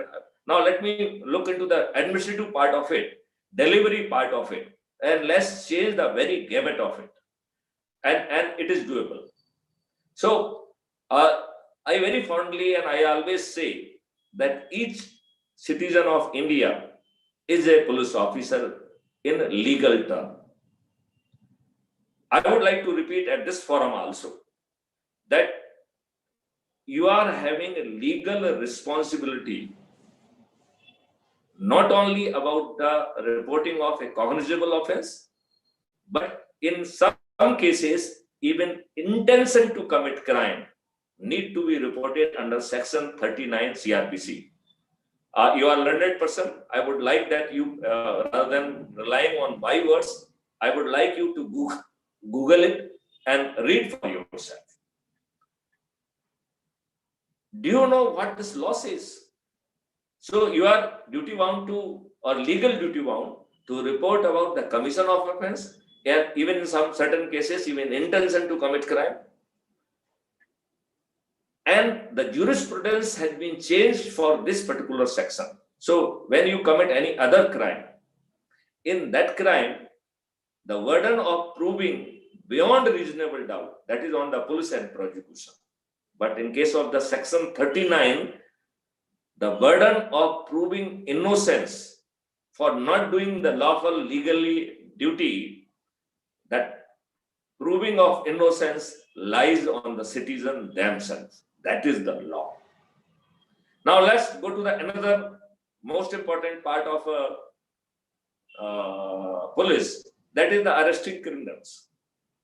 So my friend, each citizen of India, rather each private person, is having legal right to arrest a person in a cognizable offense, non-bailable offense. This right is there even in presence of police. So even if the police is present over there, still the private person can arrest person. And if the police officer is available over there, then that arrested criminal, arrested offender, he need to be handed over to that police officer who is present on the spot. And if no police officer is present on the spot, then he has to be taken to the nearest police station. And in both the cases, whether it is a police officer or when you reached at the police station, then in both the cases, it is not the arrest, but the police will be doing the re-arrest. So instead of arrest memo, there should be re-arrest memo. Now these nuances, unfortunately, has not been conveyed to the people.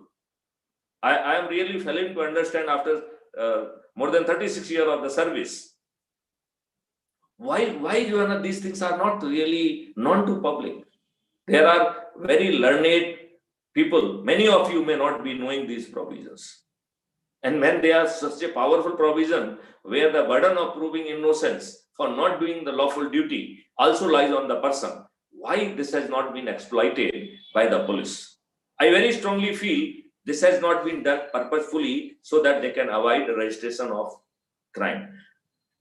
So the police is having the legal duty to, whenever any case is reported to them, to register the case under Section 154(1) of CRPC. So you are having the legal duty, police is having the legal duty. The pleasure doctrine cannot and should not be there at all. My friends, I feel you must be knowing that there's a one case called Lalita Kumari versus State of VP, in which Apex Court has given 5-6 sequel judgment, and some total of that judgment is that if content of your reports is revealing that cognizable offense has been committed, then police is having no discretion but to register your offense. In certain cases, when there's some confusion whether the cognizable offense has been committed or not, police may inquire. Police will not investigate. Police can inquire and should inquire within the time frame fixed by the apex court that whether the cognizable offense has been committed or not. And the moment on that inquiry it comes to the conclusion that cognizable offense has taken place, police is having no discretion but to register the case. It is highly disgusting that still getting FIR registered by a private person, by a normal citizen, by an ordinary citizen is getting day by day very difficult. This is must be experience of the people at large. If it had been a, say, interactive session, probably many hands would have been raised and probably people would have been having their own stories and stories of the kith and kin to share, where they tried their level best. They run from pillar to post, but still they could not get their FIR registered. We are operating in that kind of the scenario. Somewhere the political interference is there. The police which is supposed to register the offense, the people are entering into the thana, beating the police, and the cases are being registered against the police. That kind of the big police we are having. That kind of the political interference we are having. A time has come, let's establish rule of law, and forensic scientists must play a very dominant role. And I am of the strong believer, 90 or more than 99% of them, they should not be on the payroll of the government. So in beginning I said, the rules should be revised. So forensic scientists should be, that eligibility conditions should be changed. So instead of basic science, the experts for the various kind of the things should be taken, and RR rules should be, or recruitment rules should be accordingly revised, and which are already in process. And I presume that this will be done on the priority basis. I'm very sure that all states, they will be having the field support system to do that job. At the same time, I feel that future India should not be dependent on the government employee. There's 99% of them, they should be freelance journals, and there should be transparency in their process. Everything would be captured digitally. Now even the comparison where you are using your eyes, where you are using your brain, even that could be captured. And wherever we need, we can refer it to the person who is more experienced. Rather, we can devise the protocol where it may be mandatory that whatever has been captured, it will be sent to 3 senior scientists also, who may be freelance, and they may be sitting in any part of the globe, and their view would be and their things would be taken on the almost on real-time basis. That will be absolutely uninfluenced, and the whole process will be acting almost on the real-time basis. And its admissibility, its credibility would be very, very high. It will be almost infallible evidence. And with that kind of the evidence, we would be in position to convict everybody. So we would be in position to detect 100% cases. We would be in position to convict almost 100% cases. Rather, I will say more than 100% cases. So you will be surprised how it is possible that more than 100% cases would be registered. So let me tell you, I have devised many of the methodology whereby we will be in position to map the movements and map with the crime committed, and we are in position to identify the cases which has been committed, either not reported because they were found trivial or not registered by the police, driven by the various considerations. Even those offenses would be detected. System would be helping to get your FIR registered. System would be helping to get all kind of the evidences collected, including the forensic evidences.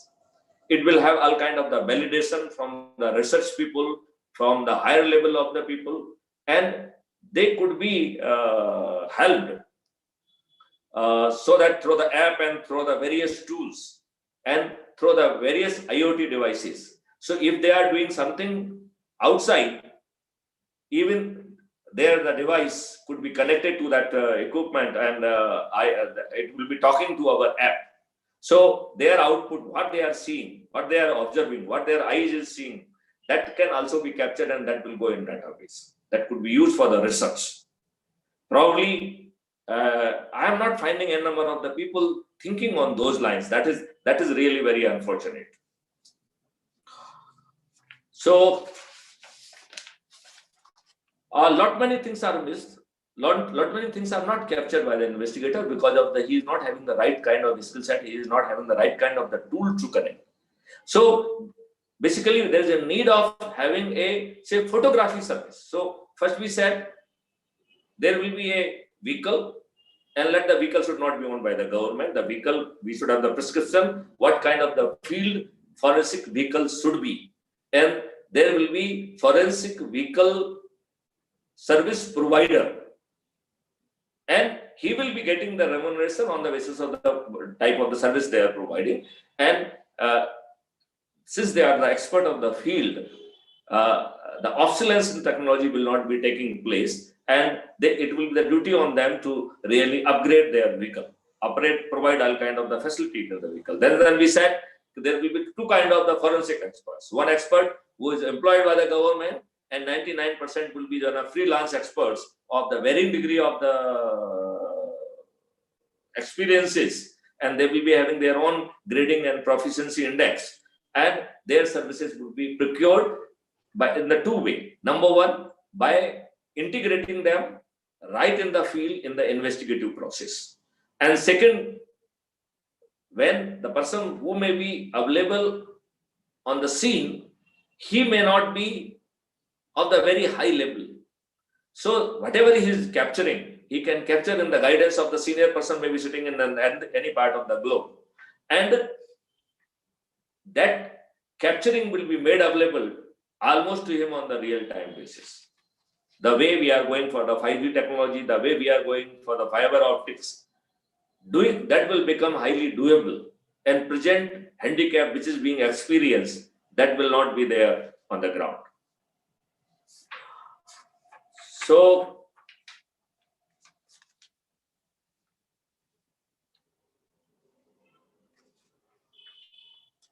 here I would like to stress on photography. So there will be photography service. Again, it will be in the private hand, because if it is in the government hand, हमारे जो विद्वान हवलदार हैं, ASI हैं, they might keep it in their malkhana, and probably IO may not have the interest, access or skill set to use it in the ground.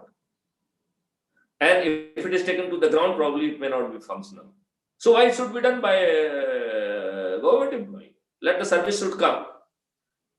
It will capture, and it should have the state of art service, which will be having the drone-based service, which will be having the robotic service, which will be having the manual service.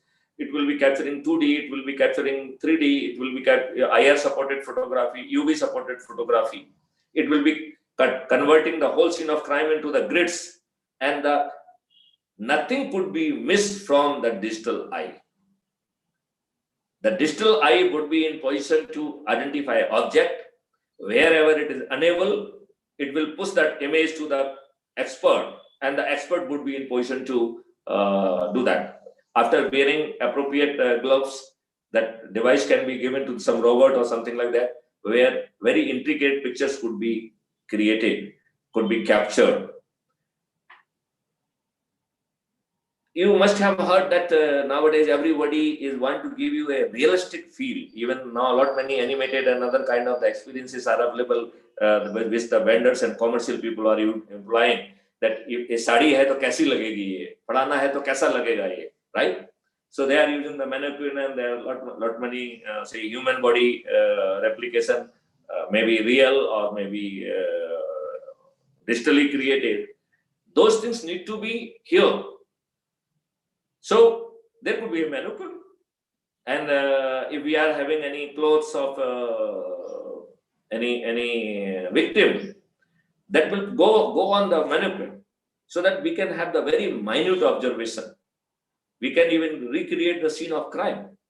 So we can see that whether it is a real and original, or it has been put on it.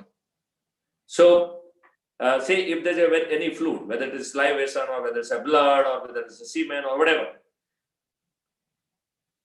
it is not only capturing the substance, it will capture the pattern, it will capture trickling down effect, and whether it corroborates with the thesis which is available, or hypothesis which is available on the scene of crime, and we can have the reconstruction of scene of crime.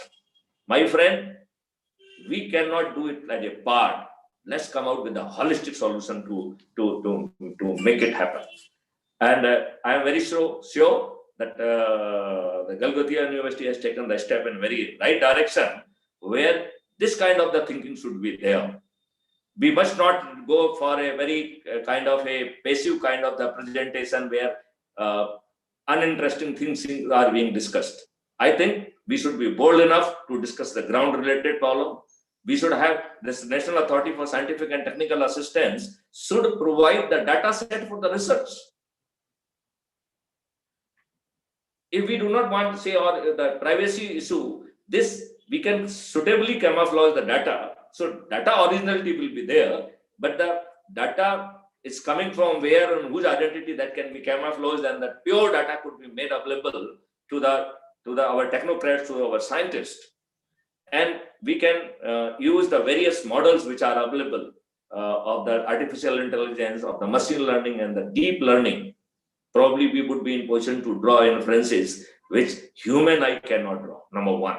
Number two, wherever the human eye is superior and doing better job, let the technology will push that data to them and get their integration, get their input, so that we are benefited by the technology, we are benefited by the human intelligence also, and both, best of both in an integrated format should be available for society, for nation, and for the globe. Let me tell you, there cannot be a better hub for research and development than India. Whether we are talking of capturing CCTV, whether we are talking of investigation of the crime, whether we are talking of the culture, whatever we are talking, the grand complexity which is being enjoyed by the Indian, whether it is in the form of a nature, whether it is a form of a weather, whether it is form of a say variation in herbs or crops, or that is nowhere available in other part of globe.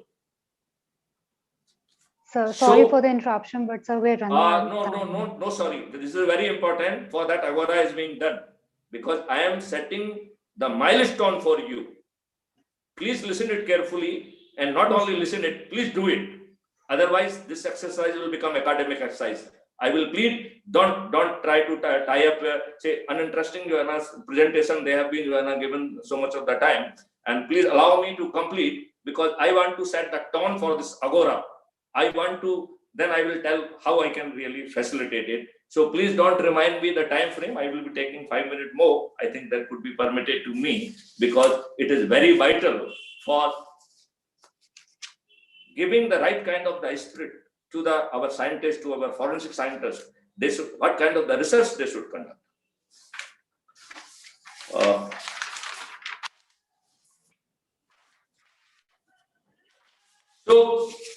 I think anyway, I have completed majority of the issues.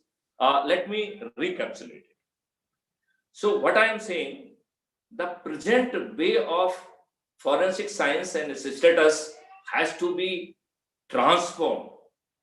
It requires total transformation, not incremental changes. India is the best suited for any kind of the research and development, irrespective of its field, and more so for the forensic science. The kind of the complexity we are having, kind of the people, kind of the modus operandi, kind of the things, that is not there in any part of the world. And we have to create a full service. So I would like to again start from, there's a need of revision of RRs. there is a need so that specialists, when we are having that MD and DMs, they are so many PhD, even Calcutta University is having the 40 PhD students, right? And there are many. So there may be in total almost 1,000 odd students, those who are doing PhD in the forensic science. It is a time that they should occupy an important place, and whatever they have done, that should be used for the betterment of the humanity, for the investigation and detection of crime. At the same time, I would like to say that our forensic scientists, they should not always look for employment. They must become the freelance experts, and a number of services should be provided, because if they have to purchase it, there will be problem of the budget, there will be problem of this and that. The things would not be available. So now a system has changed. Now we are in an era when there may be electricity line and electricity may be flowing off any company. We are having railway track. Train may be run by anybody. So the same thing. There will be n number of the people, n number of the service provider, whether it is providing the services of a vehicle, whether it is providing services for photography, whether it's providing the services for packaging materials, whether it is question of packaging first level, second level, and third level, having the QR code based system where who is giving, what is the status, at what point it is given. We are in position to calculate that courier speed, which vehicle he might have used. We can calculate those kind of the things also. And there will be a certificate which will be giving which will be attaching the proof of chain of custody. So that proof of chain of custody would be available with the evidence, whether it is demanded by defense lawyer and court of law or not, it will be invariably be there. Sometimes defense lawyer use their that gimmick and their oratory power and their kind of the things where they create a reasonable doubt in the mind of court. Sometimes even court is influenced by the other considerations. Whatever be the reason, the fact that there's a defeat of the justice. So whether it is admissible or not, that can be created a certificate giving all logic that why it is admissible, and we can help the court to really decide about the admissibility, and the arbitrary discretion of the court will also be taken away. Now the integration of the people in or using the expertise in collection of the not only that blood sample, but minute traces, exchange of the Locardo principle, exchange of the analysis, everything should be integrated in the concept and the vision, and it should be integrated in the services, and specialized services need to be created, and the payment will be made on the basis of the services they are providing. So it is something like Airtel theory. Airtel, they do not own the things. They own the services, and all redundancy, all obsolescence that sits on the person who provides the service provider or service who is providing the services.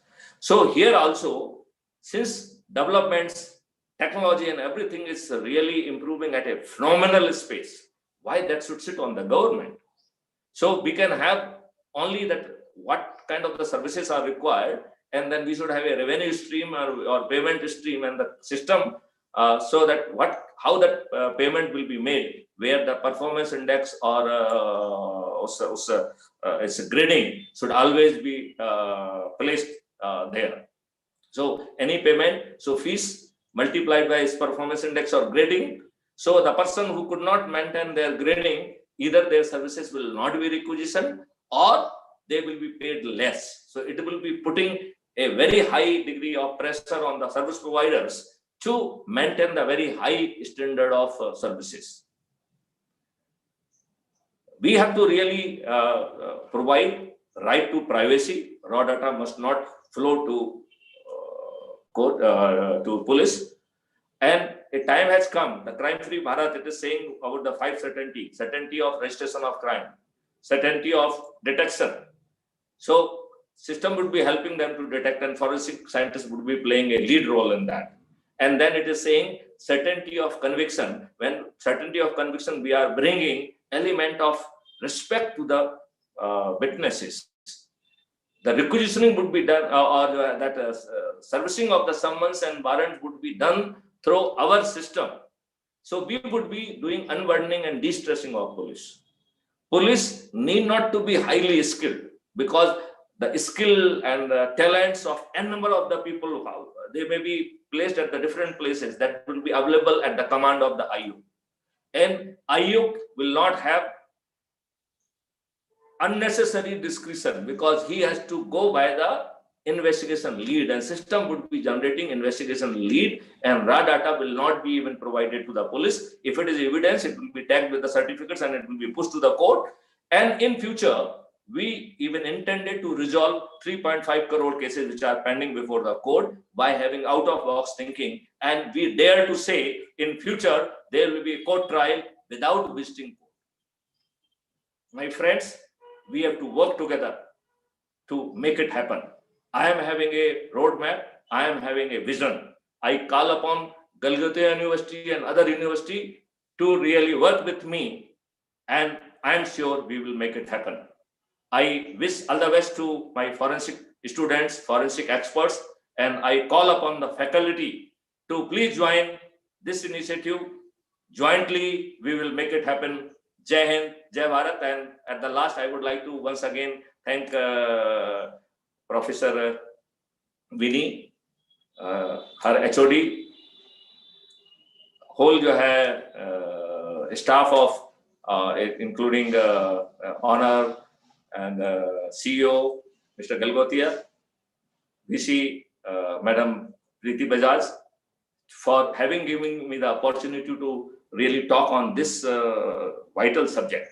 And I really call upon, please don't do the way it is being done. We are having a roadmap, and I assure you, crime-free India, crime-free Bharat is doable. Jai Hind, Jai Bharat. Thank you so much, sir, for guiding us. Now I would like to request Dr. Rajiv Kumar to please present the virtual facilitation to our chief guest. Thank you, Puji. Sir, kindly accept it. Thank you. Thank you. Accepted. Thanks a lot.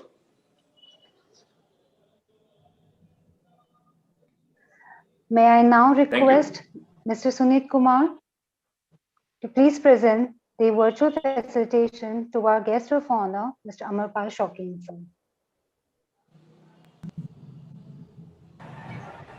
Hello.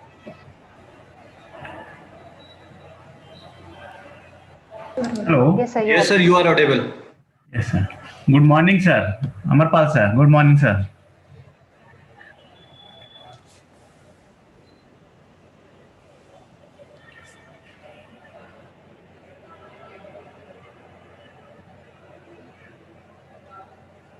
I think he is not here.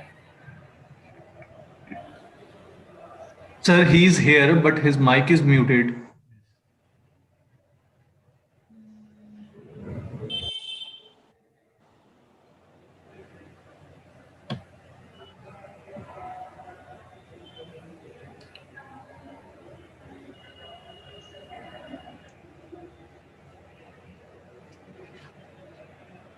Okay, if sir are listening, then kindly accepted the guest of honor certificate from Galgotia's University. Thank you, sir.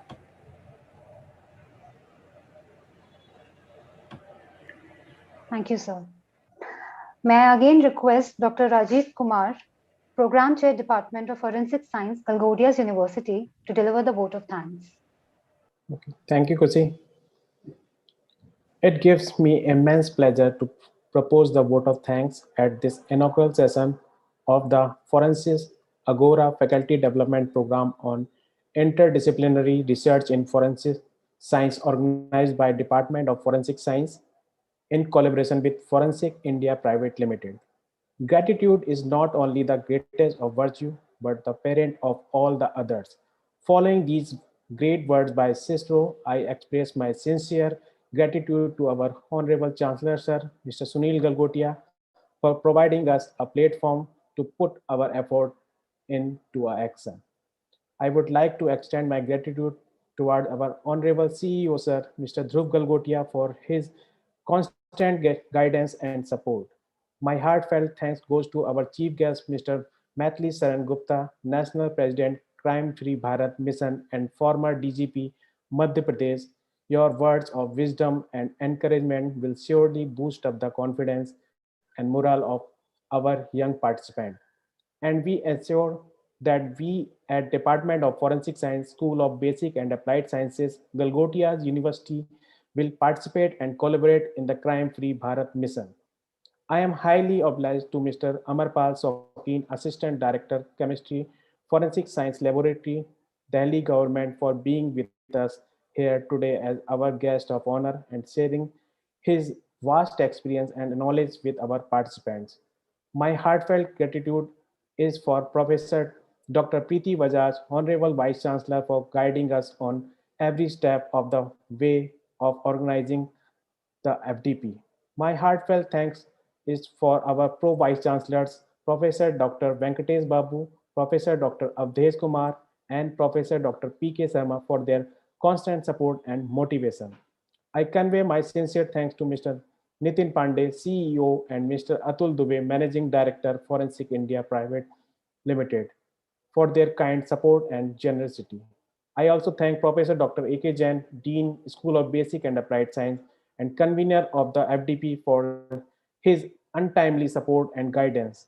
My heartfelt gratitude is towards all our invited speakers of our upcoming session for graciously accepting our invitation and taking time for us from their busy schedule. Thank you all dignitaries. Also, I share a big round of applause for all our young student organizer for the amount of meticulous planning and coordination they have shown to make this event a successful one. I also thank the team of very motivated and dedicated fraternity members of the Department of Forensic Science who knew their job and are result oriented. I would also like to thank people who gave administrative and technical support. And lastly, I would like to thank all the participants of the event and wish them all the very best of luck for upcoming session. With these words, I once again wish you all the very best. Thank you. Thank you so much, Rajiv sir. Thank you. Moving on, I would now like to introduce Dr. Khushali Joshi, Forensic Expert Lecturer, Representative IEIF, Cursos, Brazil. Ma'am has done her doctorate in forensic science and currently she is the representative of IEIF Cursos, Brazil. Previously, she was a lecturer at Sardar Patel Medical Institute. Ma'am has delivered multiple lectures in national and international conferences and has published many research papers in forensic biology. Ma'am will be sharing her knowledge on insights of nanotechnology and its approach to forensic science. May I request Khushali ma'am to please take over the charge of the session. Thank you so much, Khushi. Am I audible? Yes, ma'am. Okay. So first of all, I would like to thank to Galgotia's University and Forensic India for inviting me here, and all the legendary dignitaries and all the students who are present here. So we'll start for our today's session. So is my screen visible?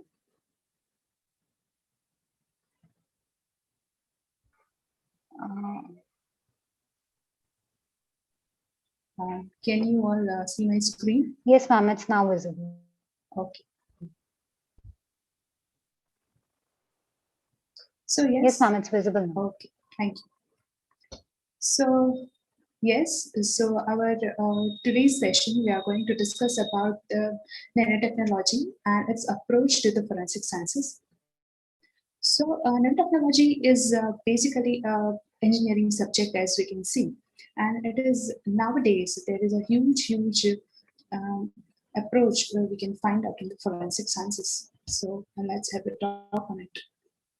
So before we start, let's have an idea that what is nano, like the meaning of nano. So nano is a prefix. Okay. So in the Greek, the word nano means dwarf, means extremely small. It is the name of the unit measures like 1 billion, right? So if we say, so it is 1 billion of a meter means 10 raised to minus 9 meter, right? So let's understand the size first.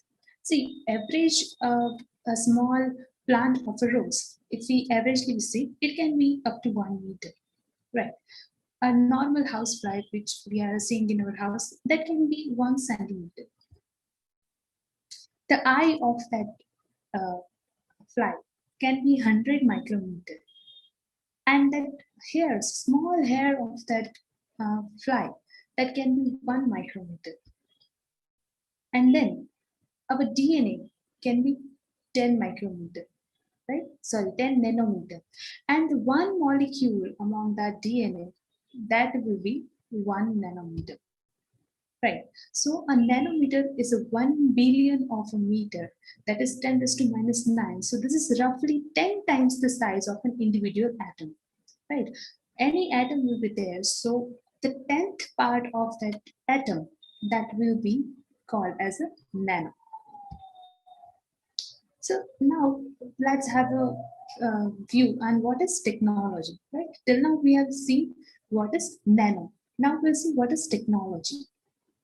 So the branch of knowledge that deals with a certain field, that will be a technology, right? For example, engineering is a technology. Industrial arts, that is a technology. Then applied sciences means our forensic science, what we are doing in the forensic, that will be also a technology. Pure sciences, what the people are doing, that can be also a technology. So when we are dealing with a very small very small atoms or very small molecules with the use of technology, that it is called nanotechnology. So the engineering of a functional system at a molecular scale, right? A very small scale. The manipulation of a structure of matter at a molecular level, right? So that can be called as a nanotechnology. So basically, if we very simply, if we say, so it means a small technology, small part of small molecules, and at that level, if we are using technology, so that will be nanotechnology. And when we are using this nanotechnology to our forensic sciences for various means, so that will be forensic nanotechnology. Right. So first of all, Richard Feynman, 29th December in 1959, at the meeting of American Physical Society at California, first time he present the thought over the nanotechnology. So he is known as the father of nanotechnology, and in his presentation, first sentence what he spoke is, there's a plenty of room at the bottom, right? So by that way, by that thought, the whole nanotechnology or whole the research has been started. So what is the working concept of nanotechnology? How it works, right? So let's start with a very small part for the atoms, right? So atoms are the building blocks of all the matters in the universe. We all know, right? So we all know that there are the 114 atoms are there, means the elements are there, and it is made up of all the atoms, right? Hydrogen, helium, lithium, oxygen, whatever it is. So all are having atoms, and those atoms and molecules stick together because of they have the complementary shape, right? Like a lock and key. What we are having, a particular lock is having a particular key to open or close it, right? Because why it is so? Because they both are having a complementary shapes, right? That's why it is getting open or closed. In one particular lock, we cannot open it with another key, right? Because its shape is not that complementary, right? Or the charges are the same, or sorry, the negative charges will be there, right? Negative or positive. So the positively charged atoms will stick to the negatively charged atom, right? So those are creating the attraction in between the atoms and the molecules, and like that, all the things are stick together. So every atom has exhibit of different property as the various conditions, right? All the atoms will work differently and there are different conditions like heat, pH, environment, pressure, right? So the goal of nanotechnology is to manipulate the atom individually and then make a pattern to produce a desired structure. Right. So what here basically we are doing in the nanotechnology, that if the atoms or if the molecules are having a specific kind of structure, so by manipulating them individually, all the atoms we will manipulate individually and we will create our desired structure. Whatever we want to make, like that we will create a different structure that will be used according to our desire. Right. So, the most appropriate properties of nanoparticles are size dependent. Here, what we are doing or what we are working, that will be the main concept will be the size. So, the novel properties of nanoparticles do not prevail until the size has been reduced to the nanometer scale. Right. So, first and foremost, if we want to work with the nanoparticles, we want to focus on size. Until and unless the molecular or the atoms will reaches to nanometer size, it won't work according to our wish, or we can't manipulate according to what we want to decide, right? The particle size plays a crucial role in nanoparticles' properties and therefore an essential task in property characterization of the nanoparticle is practical seizing. So here, if we want to apply nanotechnology or the nanoparticles according to our desire, so first and foremost, we have to modify the atoms and the molecules to the nanoparticle sizes, right? We have to reduce the size and then we can use according to our needful things, right? So how we can modify it? What are the tools that we can modify our normal molecules to or reduce the size towards the nano tools, right? Nanomaterials. So there are various number of tools available. So mainly we can say there will be X-ray diffraction or the optical spectroscope, scanning tunneling microscope, UV visible spectroscopy, absorption and photoluminescence, or the microscopy, Raman spectroscopy. So many SEM is there, TEM is there. So all those tools are there which can be worked with the nanotechnology or the nanoparticles. So let's see one by one how it is working. So first of all, we'll discuss the X-ray diffraction. The spacing of atoms in a crystal lattice can be determined by means of location and intensity of spots, producing an photographic field beam of X-rays of given wavelength after the beam has been diffracted in the electrons of the atom. So light from a point source is focused on an object, and light waves are scattered by the object. Then scattered waves will be recombined by the series of lens and generate an enlarged image of the object. Right? How it is really working, we'll see here. So if, for example, there is any molecule or any atom, so a large beam of light will be spotted over the particular atom, and because of that the light will be scattered around, and that scattered light will be captured and then it will be generated a molecular level image over here, like this, what we can see. So in a typical setup, a collimated beam of X-ray is incided on the samples like this, here what we can see, and the intensity of diffracted X-rays is measured as a function of diffracted angle. Right? So when a particular angle, the light has been diffracted, here we can see. So the sharpness and the shape of the spot are related to the perfection of the crystal, and the two basic procedures involve either a single crystal or a powder. And here, like that, we can see the image, what we are getting. So this is the tabletop X-ray diffraction monitor. here. See here, we have to put the samples.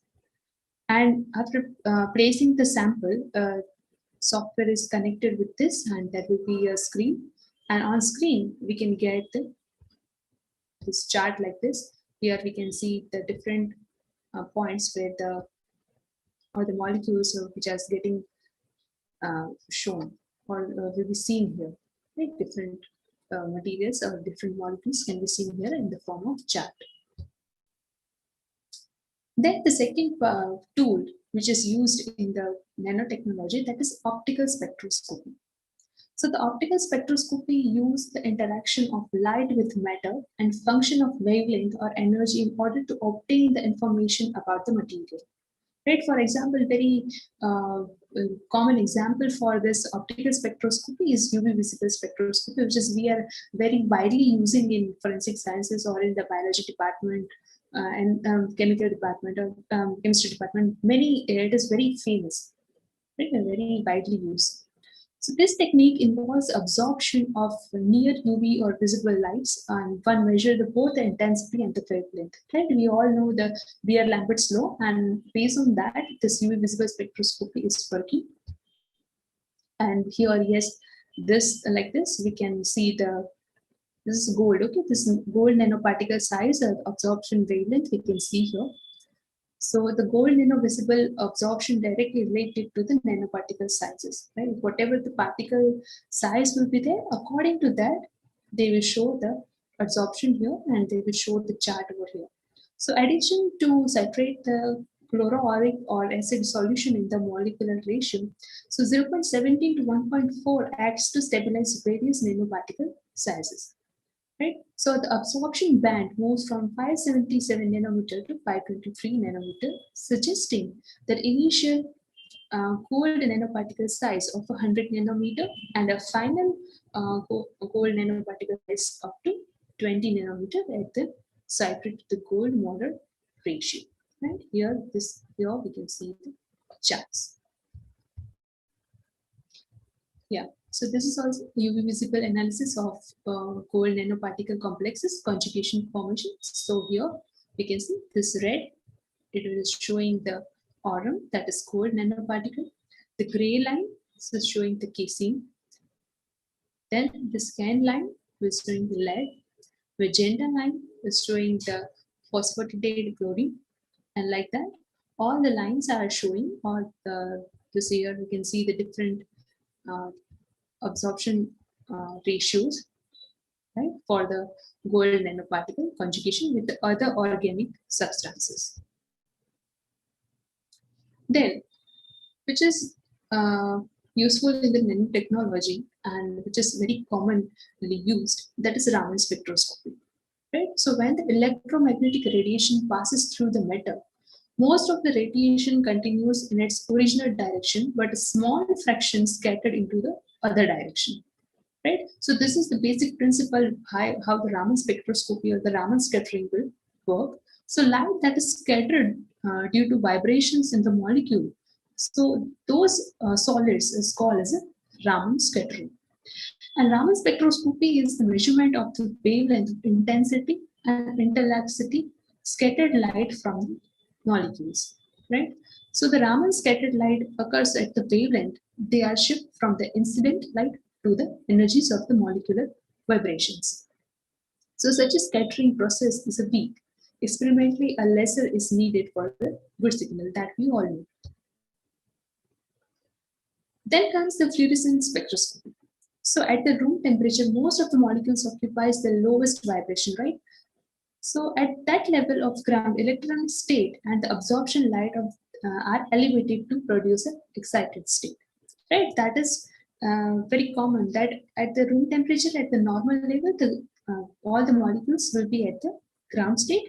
And if we want to make them to excited state, we have to give the outer or the external source. That will be the absorption of the light. So having absorbed energy and reached one of the higher vibrations levels for an excited state, so the molecule loses its access to the vibrational energy and by collision and falls of the lowest vibration level and from the excited state. So a plot of emission against the wavelength of any given excited wavelength is known as the emission spectrum. So that will be the principle of fluorescence spectroscopy. Then comes the atomic force microscopy. Right? Nowadays, as the technology is getting advanced, so atomic force microscopy, SEM and TEM are mostly or very widely used for this nanotechnology use. So it enables us to study non-conducting surfaces because it scans van der Waals force, which is its atomic tips. So here previously, whatever the techniques we have discussed, so they are mostly focusing on their principle are on the molecular level or the exciting level or the electrons what they are having, whatever the lights they are absorbing or the scattering. But here atomic force microscopy will focus on the bonds are having in between the two molecules, and especially the van der Waals bonds. So the main components of this tool are thin cantilever with the extremely sharp probing tip and the 3D piezoelectric scanner, and the optical system measure deflection of the cantilever.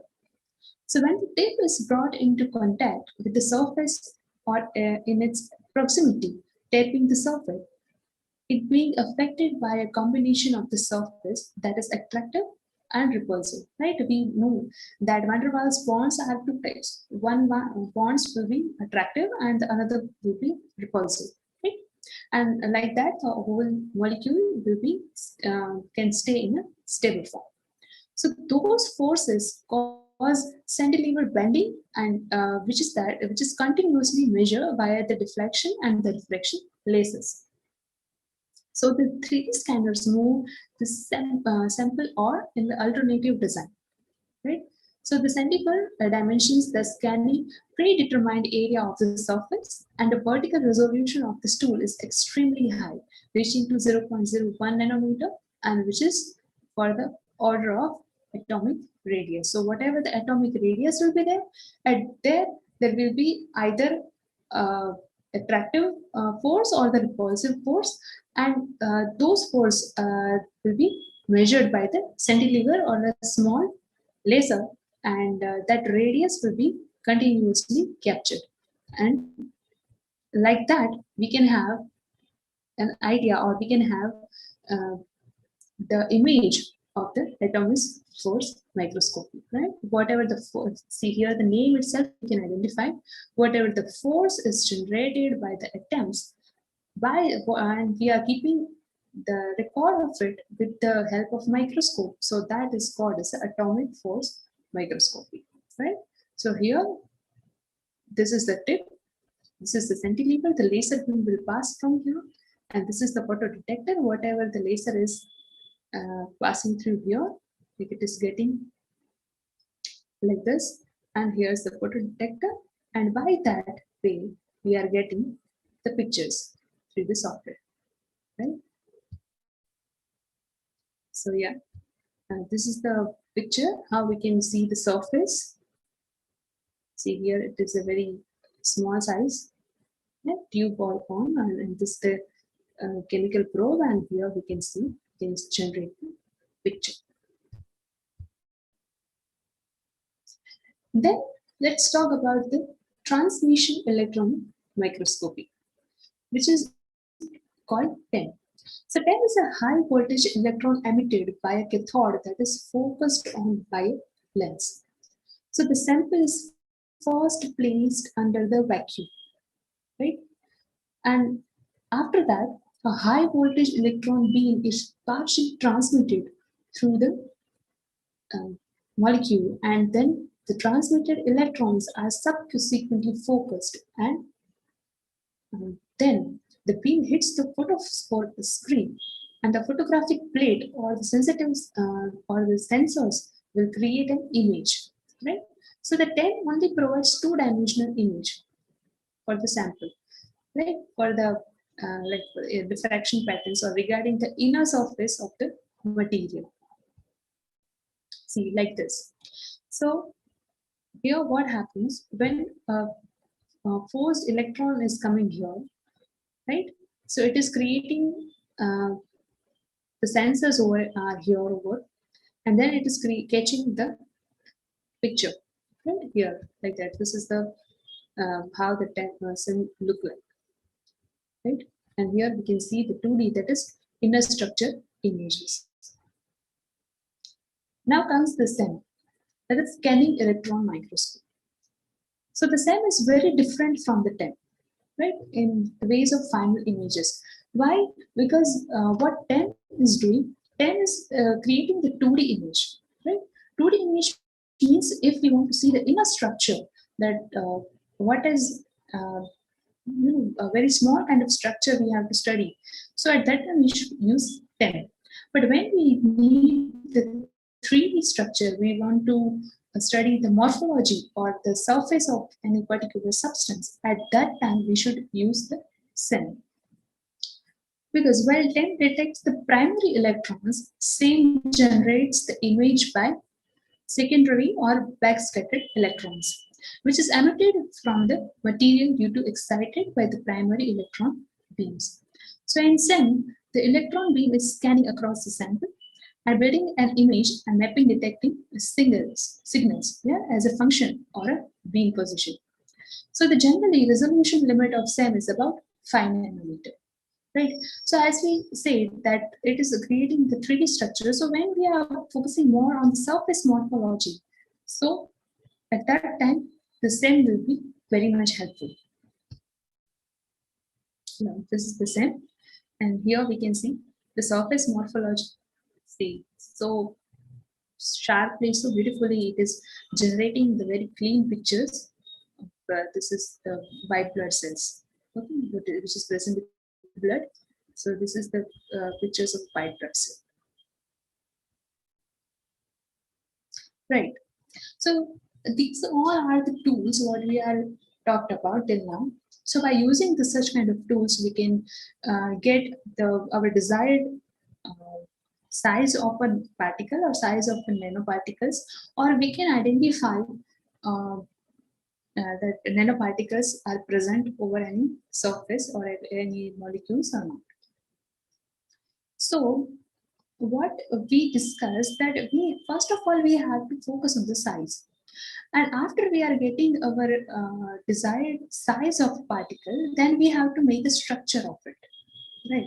So now let's focus on the structure. First of all, we got the size. Okay, nanoparticle size we reached up to nanometers. Then the nanocomposites, we have to composite all the molecules, all the nanoparticles together to make some structure. So those are the polymers or copolymers having nanoparticles or the nanofillers. This appeared in the polymer matrix, right? So those shapes can be nanospheres or nanocrystals, nanotubes, or quantum dots, right? So what are all these things? Let's see one by one. So first of all, let's talk about the carbon nanotubes, right? So carbon nanotubes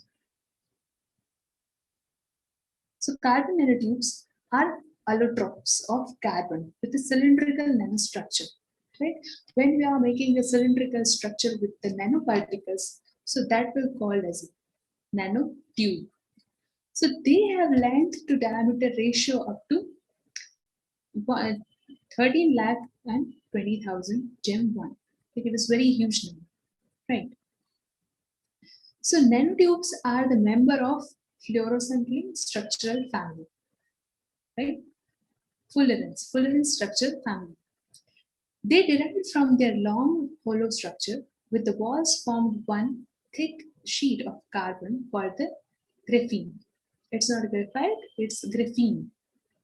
Right? So what are the properties of carbon tubes? So they are highest strength of weight ratio helps in creating lightweight spacecrafts. Right? Whatever the things we are using in the spacecraft. So at that time, what the scientists are keeping in the mind that it should be very strong, as well as simultaneously it should be very light in the weight, right? So that time, this carbon nanotubes will be very much helpful because it is made with the nanoparticles. So the weight and size will be reduced, but its strength will be very high. It easily penetrates the membranes such as cell walls. So it has helped in the cancer treatments, right? So electrical resistance changes significantly when the other molecules themselves to carbon atoms. So helps in the developing sensors and detecting the chemical weapons. So how it all this works, so we will see it later in our slides that how it is working in the cancer treatment, how it is working with the chemical vapors, finding the chemical vapors, right? First, now we are focusing on just on the shape of the different nanomaterials. So what are the application of the nanotube? So as we see, it is stem bell spots using the CNT, making bicycle components. Right, this is the company which is called Aston Bell Spots. They are making the bicycle up from them. Then Cerix technology using the CNT for manufacturing lightweight boats. Right. Then replacing the transistors from the silicon chips as they are small and emit less heat.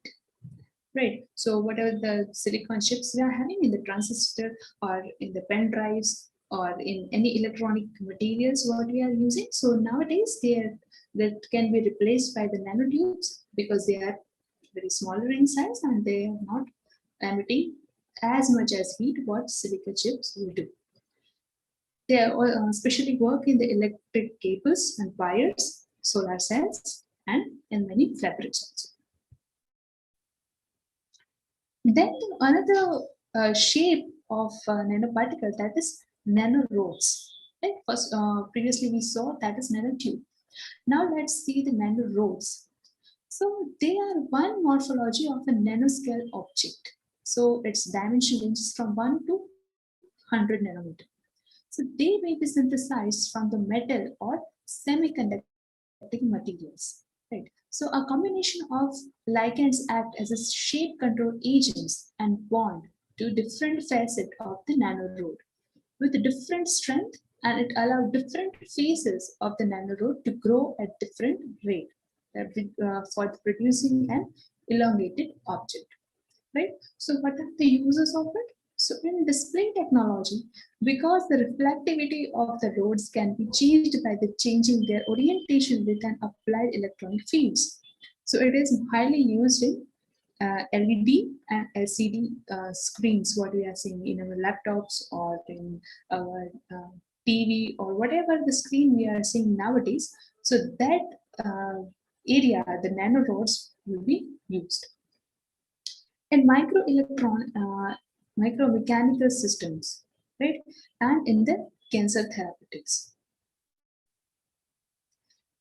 Then, very beautiful and very interesting structure for this nanoparticles will be nanobots. So it is made up of two words, that is nanorobots. So that are nanobots, right? So what is that? So it is close to the cell of 10⁻⁹, almost 1 nanometer size. So largely they are in R&D phase. They are not widely used. They are still in the research and development phase, but it is being said that it is going to change the many technologies in the coming years. So nanobots of 1.5 nanometers across, and they are capable of counting the specific molecules into chemical samples. Right. Since the nanorobots would be microscopic in size, it would be probably necessary for a very large number of them to work together to microscopic and macroscopic tasks. So they are capable of replication using environmental resources. So what will be the application of that? So detection of toxic components in the environment, right? In the drug delivery, in the biomedical instrumentations, this kind of nanobots will going to help. So how in the drug delivery, for example, as we previously also said, that it will be helpful in the cancer detection or the cancer drug delivery. So how it will work, Then, for example, if a person is having cancer in any particular area of their body, for example, in their lungs, right? So the chemical therapeutics, what we are getting now, what we say chemo doses. So chemo doses, what we will do, we will insert the medicine in their vein, right? So that medicine is going towards like all the cells in the body, right? It will enter in the blood, and through blood it will go all through the body. So because of its side effects, we know that if a cancer patient is going under through chemotherapy, so he loses his hairs, he's having digestion problems, he's having so many issues, skin issues like that. Why it is so? Because of the side effects of the chemotherapy. But if in future, if we are using these nanobots or nanotechnologies, so in drug delivery, for example, if the cancer cells are present in the lungs, so this nanobots directly goes to that specific area and then deliver the drug. And because of that, the whole body structure or all the cells of the body is not getting affected, right? So this is the under the research and development phase. So yeah, what we talked about, nanotechnology in the cancer. So it provides a new option for drug delivery and the drug therapies, enable drugs to deliver precisely at the right location in the body, and releases drug dose on the predetermined schedule for the optional treatment. Right? Attach the drug with a nano-sized carrier, and they become localized at the disease site, that is cancer tumor. So the drugs will go to the cancer tumors only, and it is kill only tumor cells and not the healthy or the nearby cells. And then can clear the blockage in the arteries also. What we are having this.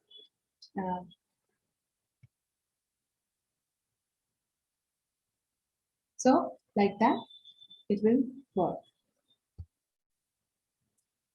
The other uses for the nanotechnology, that is also in fabrics. So the properties of familiar materials are being changed by the manufacturer, who are adding nano-sized components to the conventional materials to improve the performance, right? To make the fabric more smoother, more finer, and another use for the nanotechnology is in for this heat resistance or the cold resistance. Like that, in fabrics also nanotechnology is being used. So some clothing manufacturers are making water and stain repellent clothing using the nano-sized whiskers in the fabric that cause the water to bead up on the surface.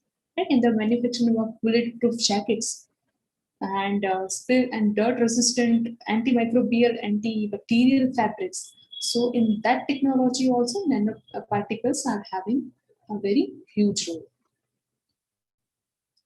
Right? In the electronics. So the electrodes made from the nanowires enable flat panel display to be flexible as well as the thinner than the current flat panel displays. Right? So nowadays what you are seeing in the curved TV or a curved display or a curved phone. So that is all because possible with the help of nanotechnology. So nanolithography is used for the fabrication of chips. The transistors are made of the nanowires and they are assembled in a glass or a thin film or a flexible plastic. Right? Here, what we can see, very small, very flexible, and yet very resistant chips or the nanowires or the glass films we can produce. Then e-paper displays on the sunglasses and map on the car windshield. So that all things can be possible through it.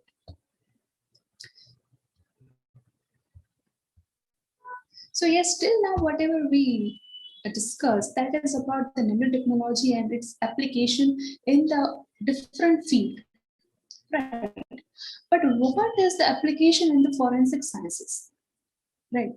So there are a huge number of application of in the forensic sciences of nanotechnology and the nanoparticles. For example, in explosives, toxicology, pathology, serology, question documents, fingerprinting, forensic engineering. So lots and lots more there. Okay, so let's go one by one and discuss. So let's dive in.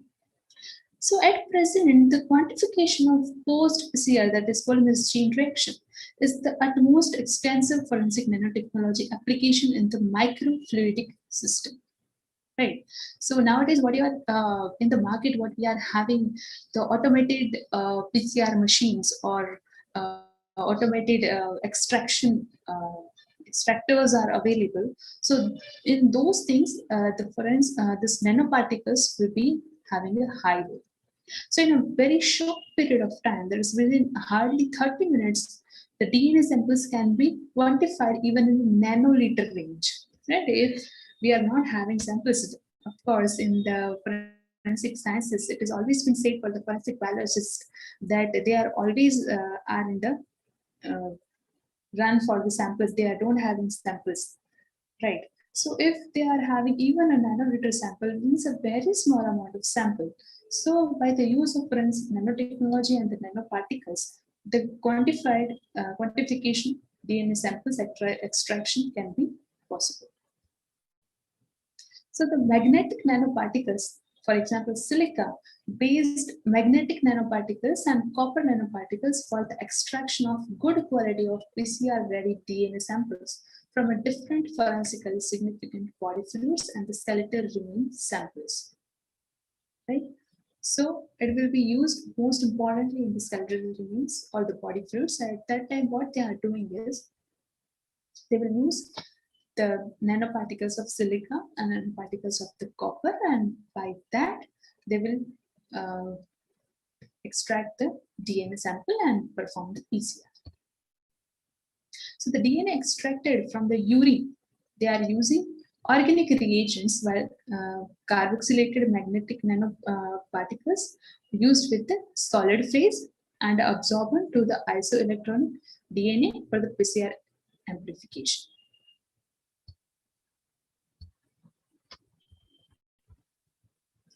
Then comes the forensic toxicology.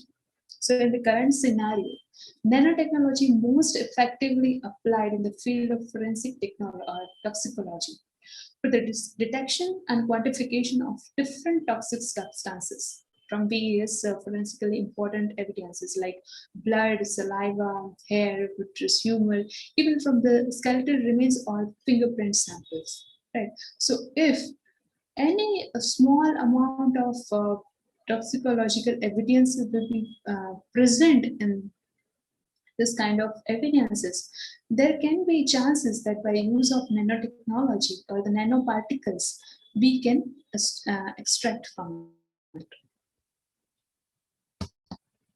Right.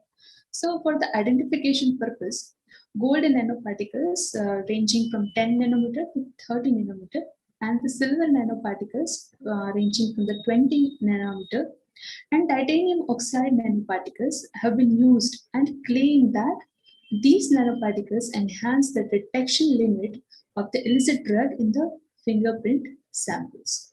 Right? For example, if a person is having or has taken any illicit drugs and for that drug is mixed with his blood and then it is going with the perspiration or something, and that person is having that fingerprints, like latent fingerprints somewhere. So it may be possible that if by the use of all these nanoparticles, we may identify the illicit drug molecules with his latent fingerprints. Then forensic explosives.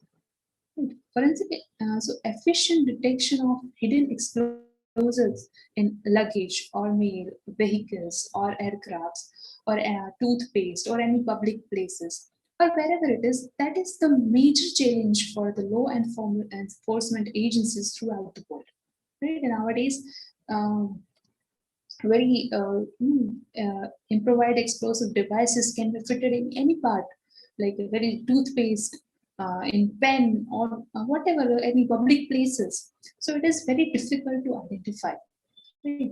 So currently, trace-based explosive detection system in use, which have limitations in very selectively sensitivity, right? Size, then its cost. So miniaturization of system to benchtop or even handheld level has immense potential, especially for the trace explosive detection, right? So at that time when we have to go for the trace explosive detection, it is very difficult to perform the activities or to identify those things on the ground. So hence, the highly sensitivity and selectivity combined with the ability lower the production and deployment cost of the sensor is indispensable in the winning the battle on the explosive-based terrorism. So what we need is very highly sensitive, with that very cost-effective and a small handheld device we need to identify the explosive or the post-blast investigation. So in the modern research and development studies in this area of field, the nanomaterials have demonstrated the ability of nanostructure and function as a sensor of various chemical and biological components, inclusive explosives. How? Let's see. So the scientist has developed the e-nose, that is electronic nose, right? So nose, what the nose we are having, that only, but that will be electric nose. So how it will work? Let's see. So e-nose is basically a sensor device. So in any sensor, the surface chemical processes are transformed as a signal. For example, in front of this device, if you are keeping any kind of the chemicals, so they will, previously there has the data in that, and by that their sensors, that chemical will getting identified. So in case of e-nose, the signals are nothing but the unique order particular of a specific chemical reaction, right? So electronic nose consists of an odor sensor or a data preprocessor and the pattern recognition engine. So e-nose as the manifestation of the electronic aroma detection technology, right? This technology will identify the aroma.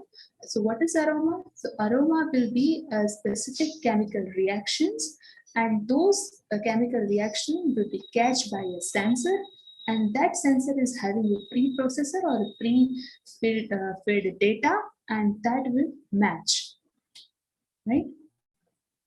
So how it is done previously, right now also it is going on. So at present, the dogs have been trained and used for successfully to identify the hidden explosives. However, the dogs are costly trained, and it is not possible to take dogs all the time on the crime scene, or sometimes the dogs are not able to identify, the dogs is getting confused, right? So at that time, or it can be replaceable technology with the dogs, sniffer dogs. So the electronic nose technique can mimic the bomb sniffing dogs without their drawbacks, right? And the dogs, because dogs are also an animal, right? They are also a natural animal. So all the time it is not possible to give exact detection in the every situation, right? So this at that time, this technique can be used. This technology will be very helpful. So overall, nanotechnology based sensor have strong potential and meeting all the requirements of an effective solution for the detection of explosives. Right? Then comes the forensic fingerprint visualization.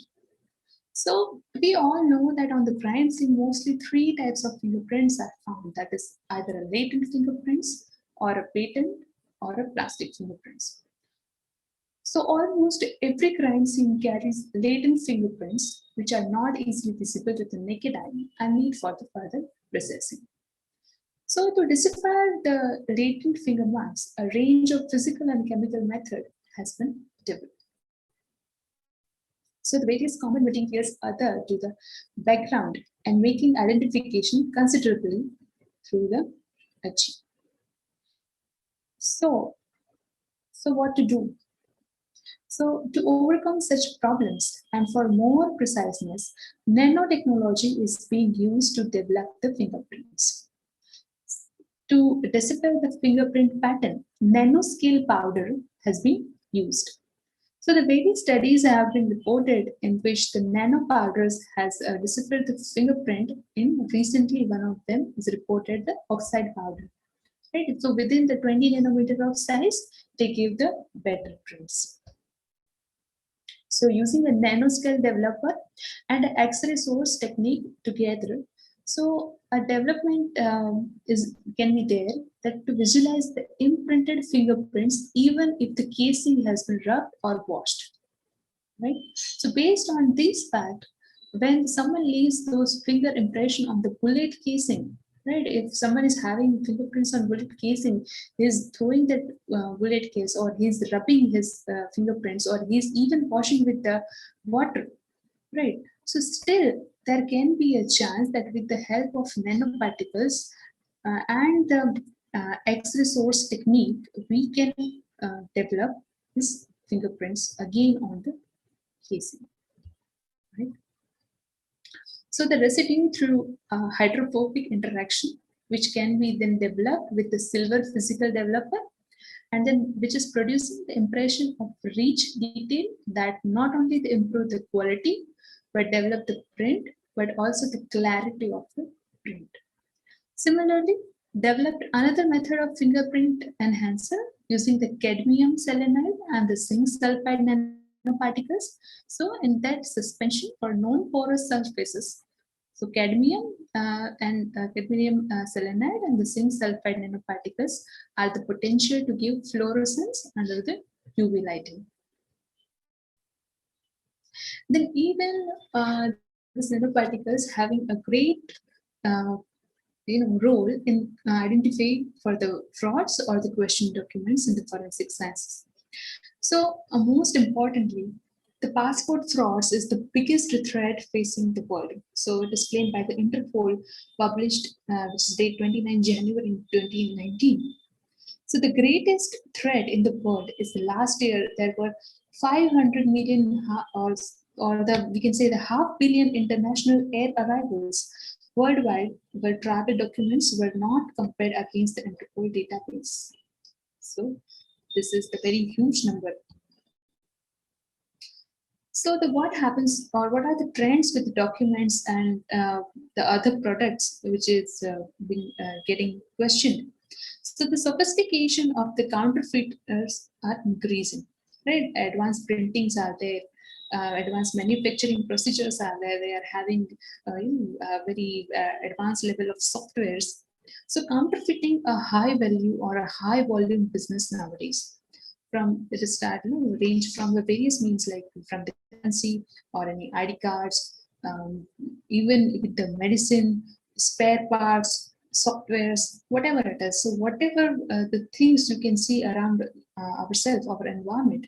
So there is a high chance that the counterfeiting the same product can be possible. So fraud and the counterfeiting is an organized crime, right? So it funds the large operations, including the child rapers, terrorist activities, or many other things can be involved in such things. So let's need the multiple layers like the overt, the covert, forensics, and many other fields.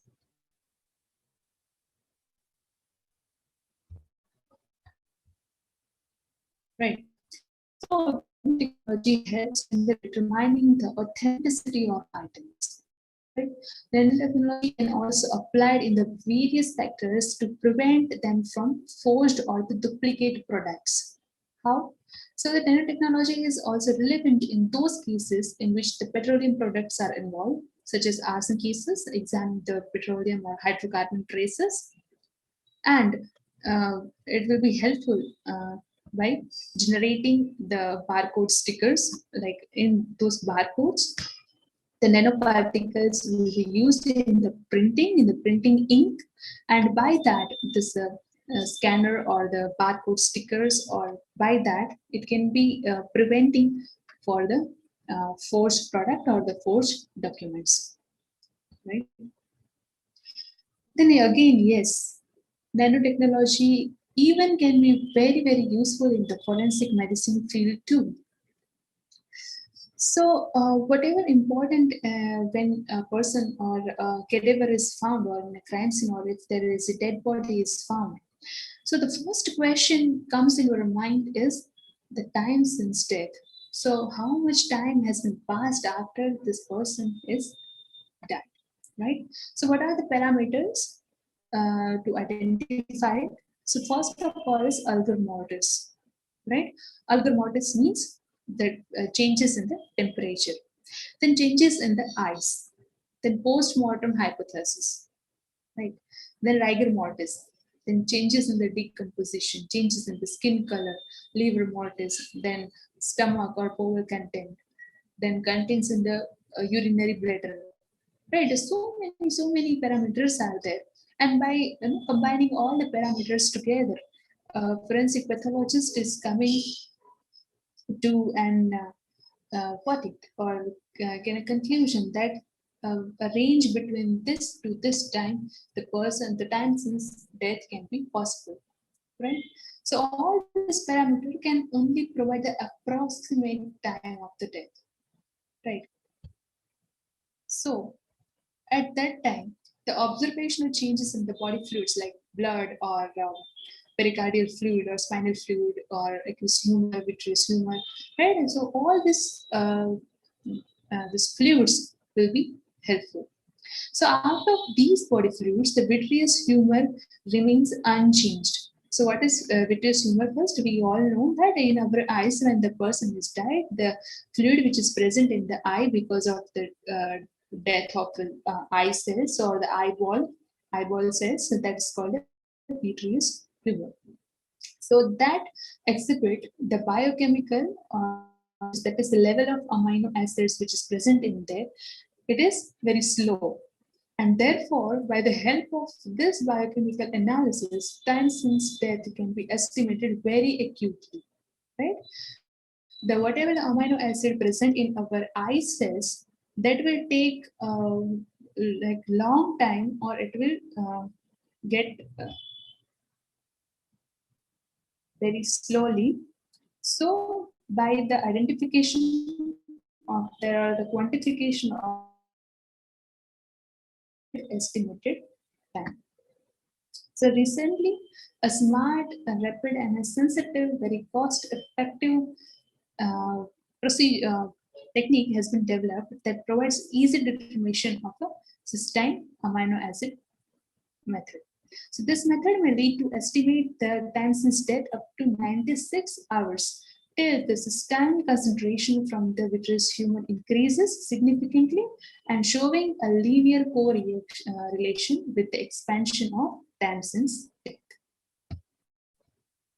Right? So this all are the application of nanotechnology in forensic sciences, and besides that, there are much more, many applications are there, and we can use it. We can have a good command over that, and we can do the good research. So there will be many more chances to develop it, right? So in our Indian government also, they are having a very huge and many research projects are there. So IIT Mumbai is the premier organization in the field of nanotechnology. So research in the field of health, environment, and medicines are still going on. And starting with 2001, the government of India launched a nanotechnology initiative. Right? Then in 2017, the Nanoscience and the Technology Mission 2007 is initiated with an allocation of rupees 1,000 crores for the pre-terminal years. So while the government is trying to enhance or to encourage this field, so it is for the basic research promotions, infrastructure development for carrying out the front-ranking regions, and development of nanotechnology in their applications and human resource development and the international collaborations, right? So there are many possibilities in the future. that the nanotechnology may make it possible for the manufacture of higher and stronger and programmable materials that requires the less energy to produce than the conventional materials, and then that promise a greater fuel efficiency in the land transportation, ships, aircrafts, or even in space vehicles, right? So the future of nanotechnology could very well include in the use of nanorobotics, and these nanobots have the potential to take on human tasks as well as the tasks that humans could never complete. So the rebuilding of the depletion ozone layer could potentially be able to perform in the future. So let's make a finger crossed for that. So at the end, the bottom line, I could only say that the next big thing is going to be really small. Right? So thank you so much, everyone, for your attention. And all of you have a great day ahead. And again, thank you all people, and thank you Galgotias University for allowing me to come here and deliver a lecture. Thank you so much.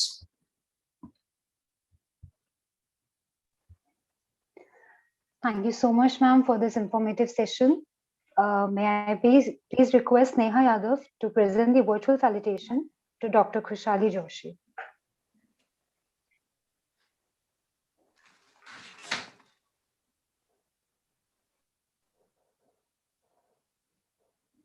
Thank you so much, ma'am, for graciously accepting our invitation and sharing your deep knowledge about nanotechnology and its various applications in forensic science, even despite of different time zones. Thank you so much. Now, I would like to ask you, ma'am, to kindly accept our gratitude. Thank you. Thank you so much. And ma'am, we would love to have you in person at our university once the condition normalizes. Sure, it will be my pleasure to meet you all and be there. Thank you so much. Thank you, ma'am.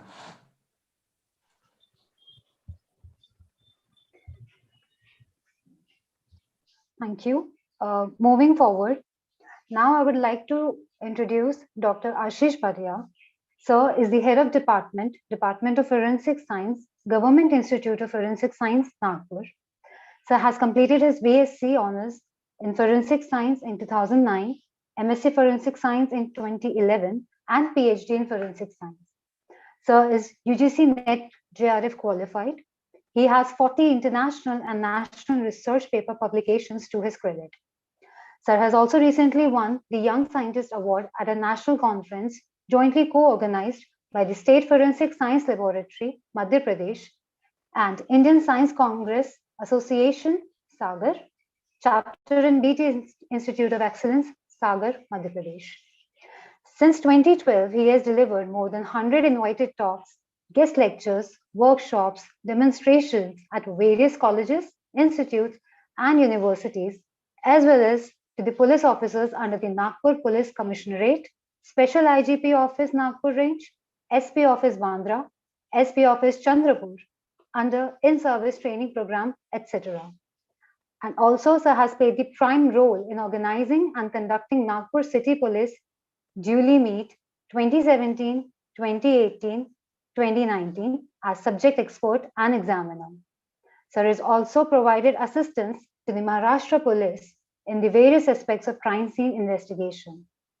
Sir will be giving his outlook on the topic and introduction to cybercrime. May I request sir to please start with his presentation.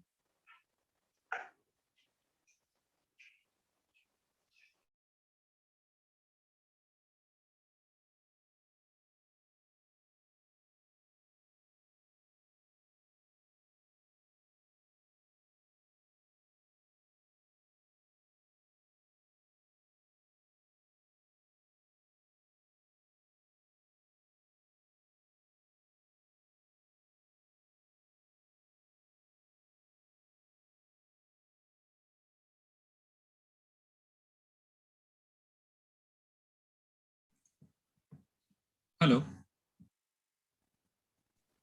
Oh, yes, sir. Yes, sir, you are. Yes, okay. Thank you very much for the introduction. And I would like to thank Galgotias University for inviting me to have this talk. But as told by the host. I'll not be presenting my presentation on the topic introduction to cybercrime. There was some miscommunication from my end. Actually, I was invited to talk on the interdisciplinary research in forensic science on this topic by Winnie Madam. So, with the permission of Winnie Ma'am, I would like to stick to this topic if it is fine. Winnie Ma'am? Yes, sir, please.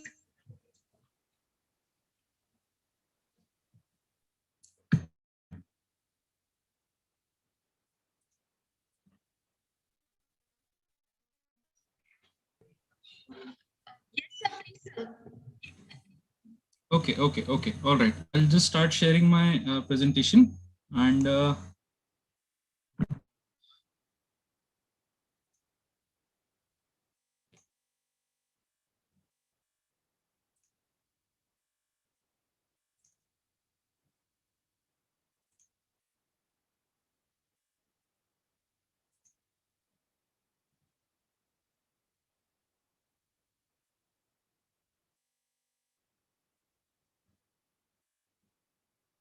is the screen visible?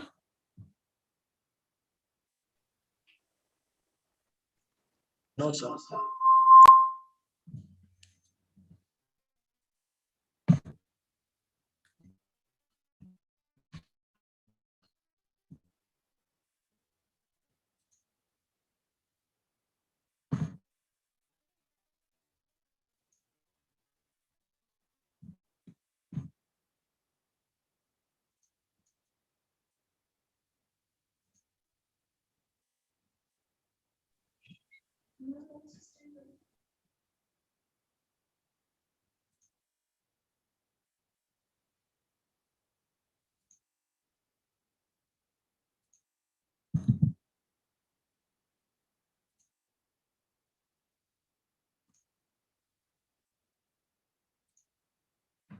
Is it visible now?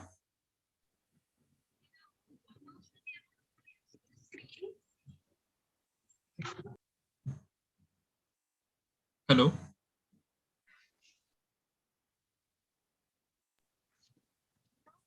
Is the screen visible now? Can anyone please unmute themselves and answer? No, sir, not yet. Not visible? No, sir.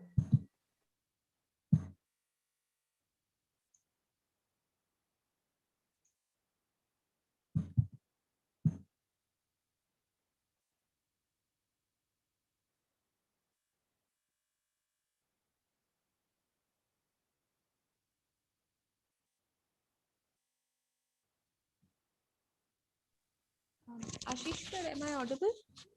Yes, madam, you're audible. I'm getting a message. Screen sharing has failed to start. Please explain later. Sir, yes, sir, there might be some network issue, sir. Sir, if you can mail me or I on the official ID or of the organizers, the presentation, we'll share the screen from our side, sir. Okay. Just give me a minute and I'll just restart my system and see if the problem gets resolved. Yes, sir. Sure, sir. Sorry for the inconvenience, and just give me like 2-3 minutes. I'll be back in 2-3 minutes. Yes, sir. Yeah. Dear participants, let's just wait for 2 to 3 minutes. Let's break for 5 minutes. I request you all to please stay here and we'll begin shortly.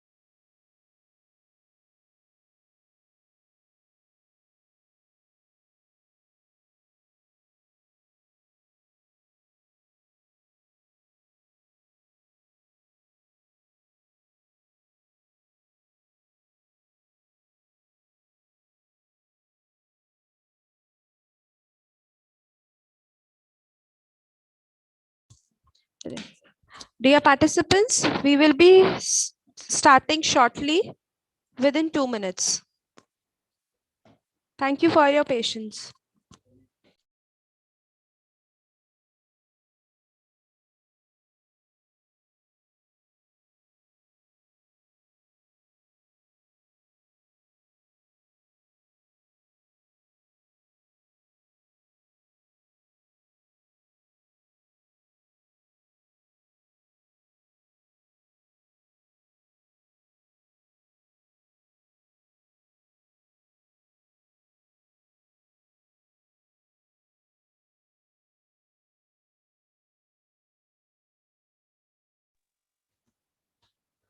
Welcome back, Ashish sir.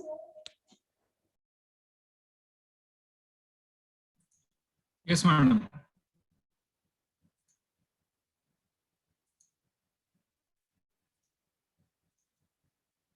Now is the screen visible?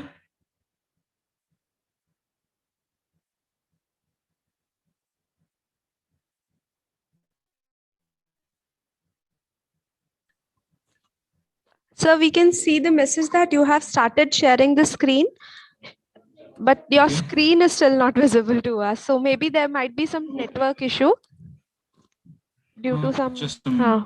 हाँ. Yeah.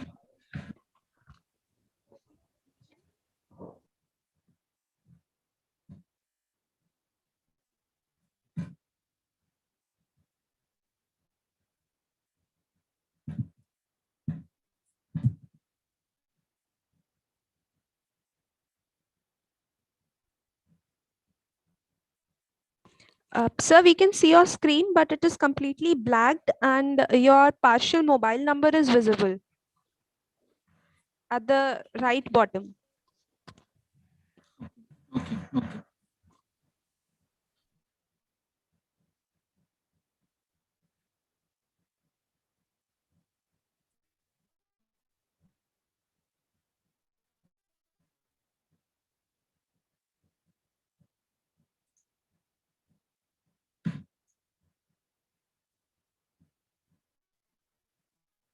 Now is it fine, madam? Yes, sir. We can see your screen, sir. Oh, finally. Yes. Thank you. Okay. So sorry, everyone, for the inconvenience, and very good afternoon to all. Forensic science.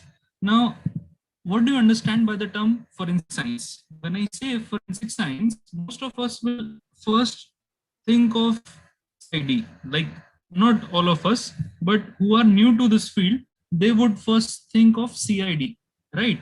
So they'll say, okay, yes, forensic science means the people who goes to the crime scene and collect the evidence, and the one person who is involved in everything, right? But actually that is not the case. In real life, one person is not only involved in analyzing all the evidences and giving all the reports, being the expert in the court and performing autopsy, collecting all the evidences from the crime scene, etc., etc. So all these roles and responsibilities are divided and shared amongst different people with different levels of expertise. All right. So the serials and the movies that we see, they are for our entertainment purposes only. So we should treat them as such. And although nowadays there are serials and series and movies that are also based on some scientific inputs from experts, but most of it is, non-scientific. So we should not completely rely on whatever we see on, online. Okay, so let us start by having a look at the definition of the term forensic science. See, our topic today is interdisciplinary research in forensic science. Okay, so when I take this definition, this is very important because it encompasses all the various fields and multiple disciplines of science in it. Okay, so after almost being in this forensic science for almost 15 years, I have come across various definitions of forensic science, but the one definition that I'm going to tell you right now is the one that I found to be most comprehensive. Now, forensic science can be defined as the application of various scientific methods and techniques for the purposes of justice. Now, you may feel that this is a very simple definition, but no, it is a combination of complex terms, like I have underlined here, scientific methods and techniques for the purposes of justice.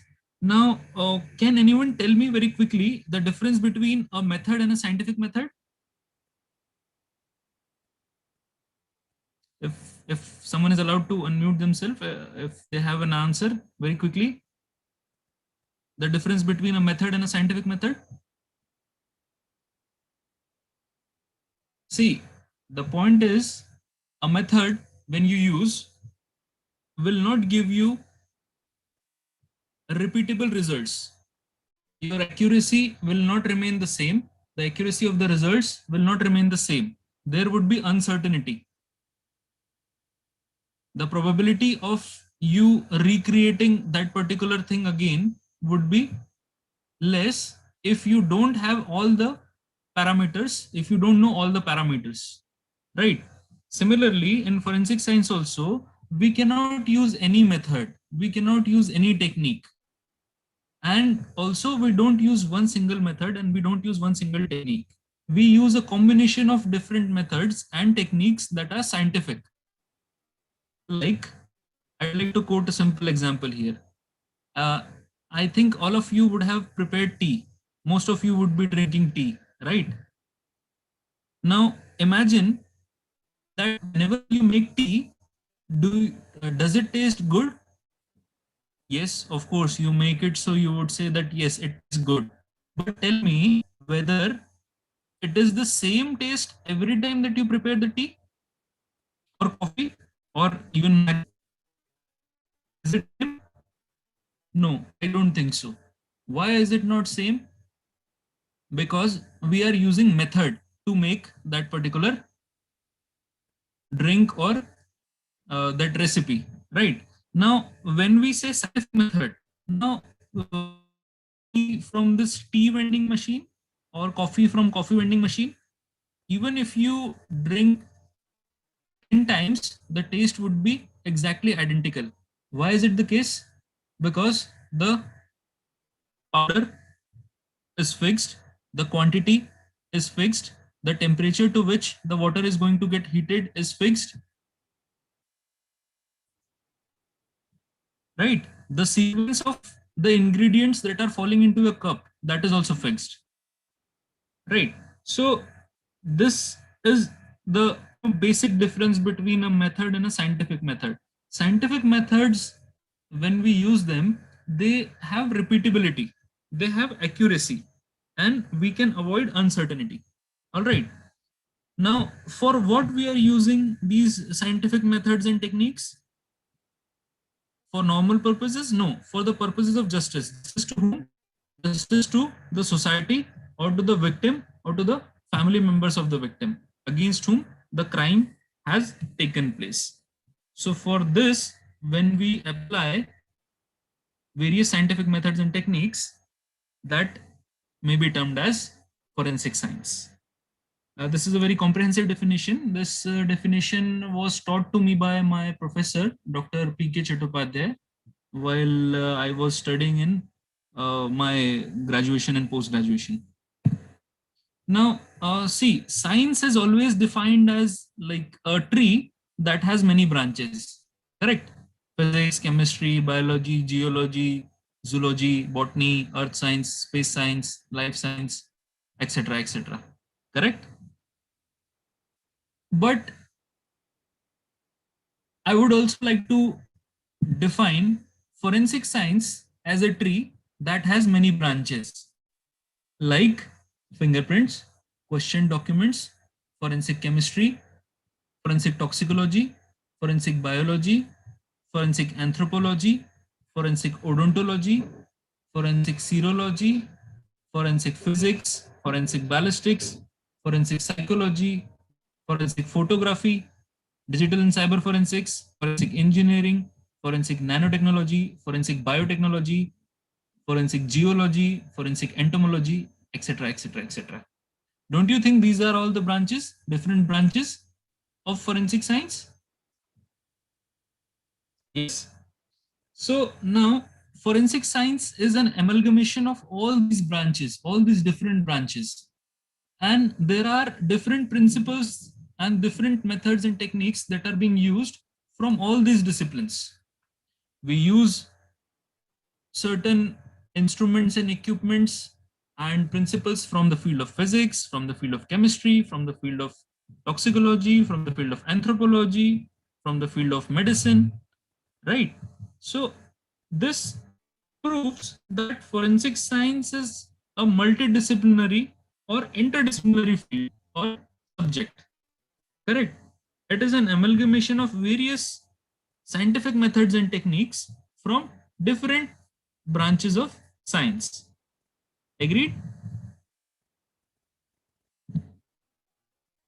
Now, what are the cases that we investigate? Some of the cases that we investigate include murder, dacoity, theft, robbery, suicide or attempted suicide, physical assault, bomb blast, fire or arson cases, accidents, hit and run cases, forgery cases, shooting, wildlife crimes, kidnapping, abduction, cyber crimes, white collar crimes, drowning, bride burning, sexual assault, hanging, illicit drugs, poisoning, etc.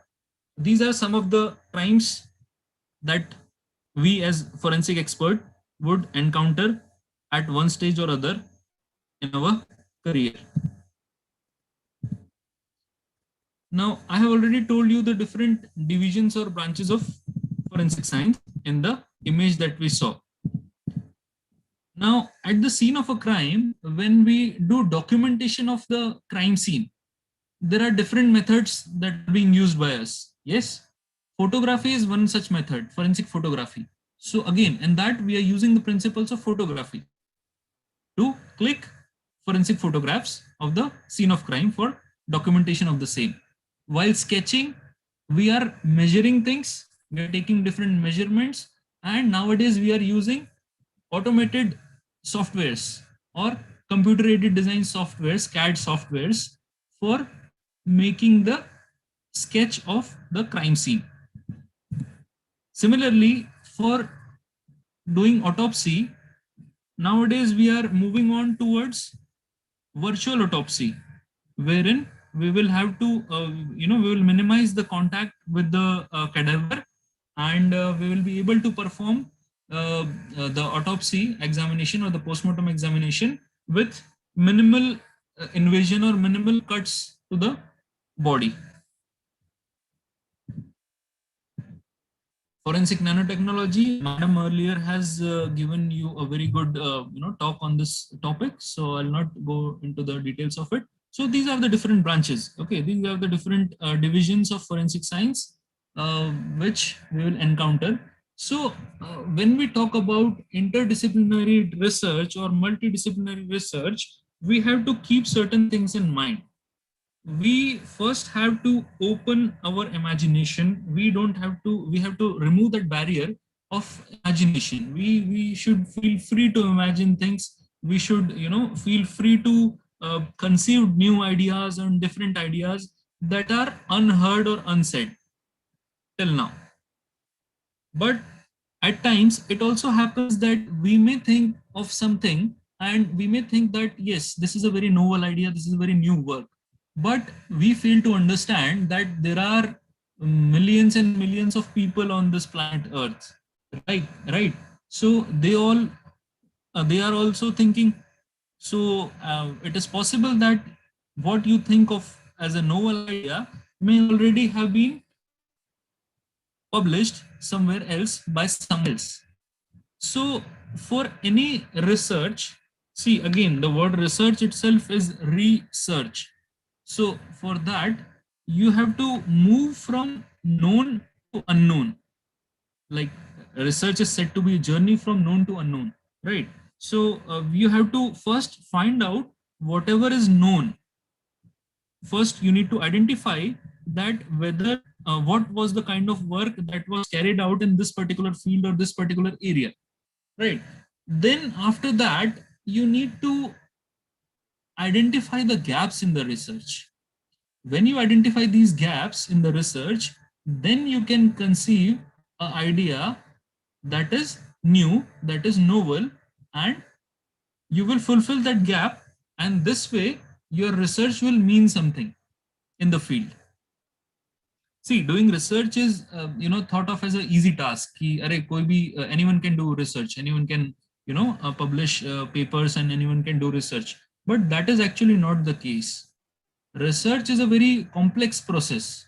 It involves many different things that we fail to understand in the beginning, and then as we move ahead, we come across these things as problems in our research or setbacks in our research. So we must avoid that. Okay, these are the evidences that may be found. So you all know all these evidences, so I'll not go into the details of it. Now, talking about multidisciplinary or interdisciplinary research, there are certain points that you need to understand and you need to keep in your mind while encompassing an idea for research. First of all, you need to decide what field do you want to pursue your research in. See, it does not mean that you should limit yourself to one field only. There are different disciplines. You can have an amalgamation, you can have a bridging, you can bridge the gap between those two fields, those two subjects, those two topics, but that is fine. But first, you need to let your imagination flow freely. First, you need to take initiation.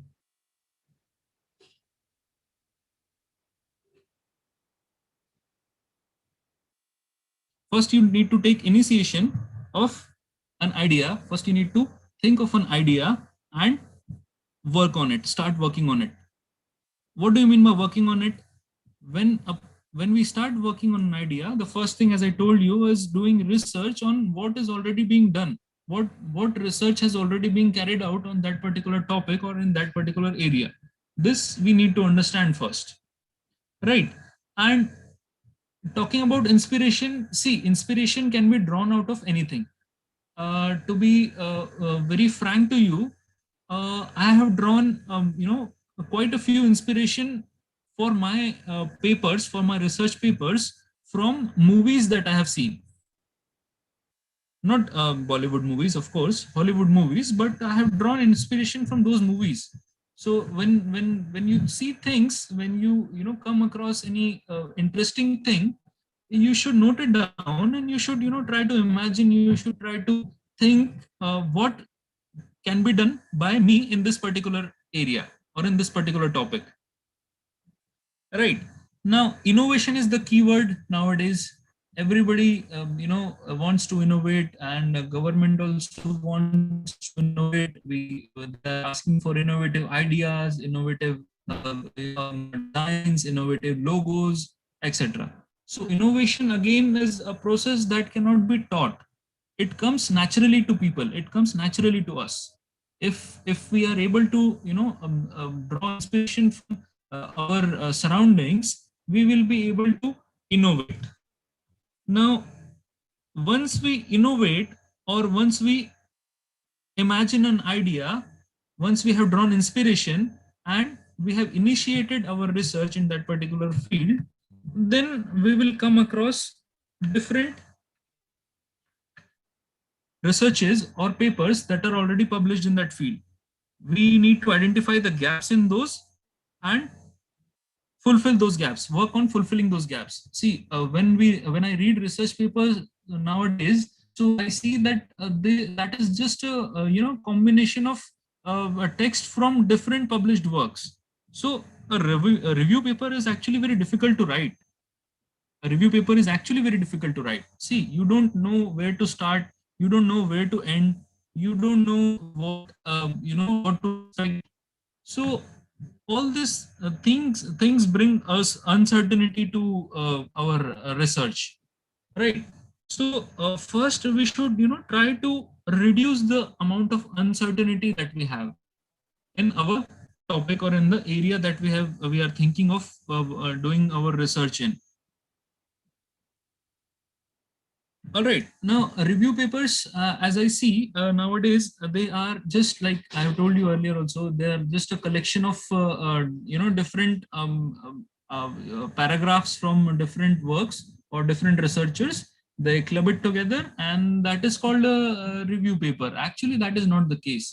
Writing a review paper is very difficult, and it's a complex process. Once again, so first we need to understand what we are researching. Then we need to identify the keywords that we are going to use for searching or researching the various published papers in the field. Then we need to shortlist or narrow down from the vast variety of research papers or review papers or articles that we find in the search engines.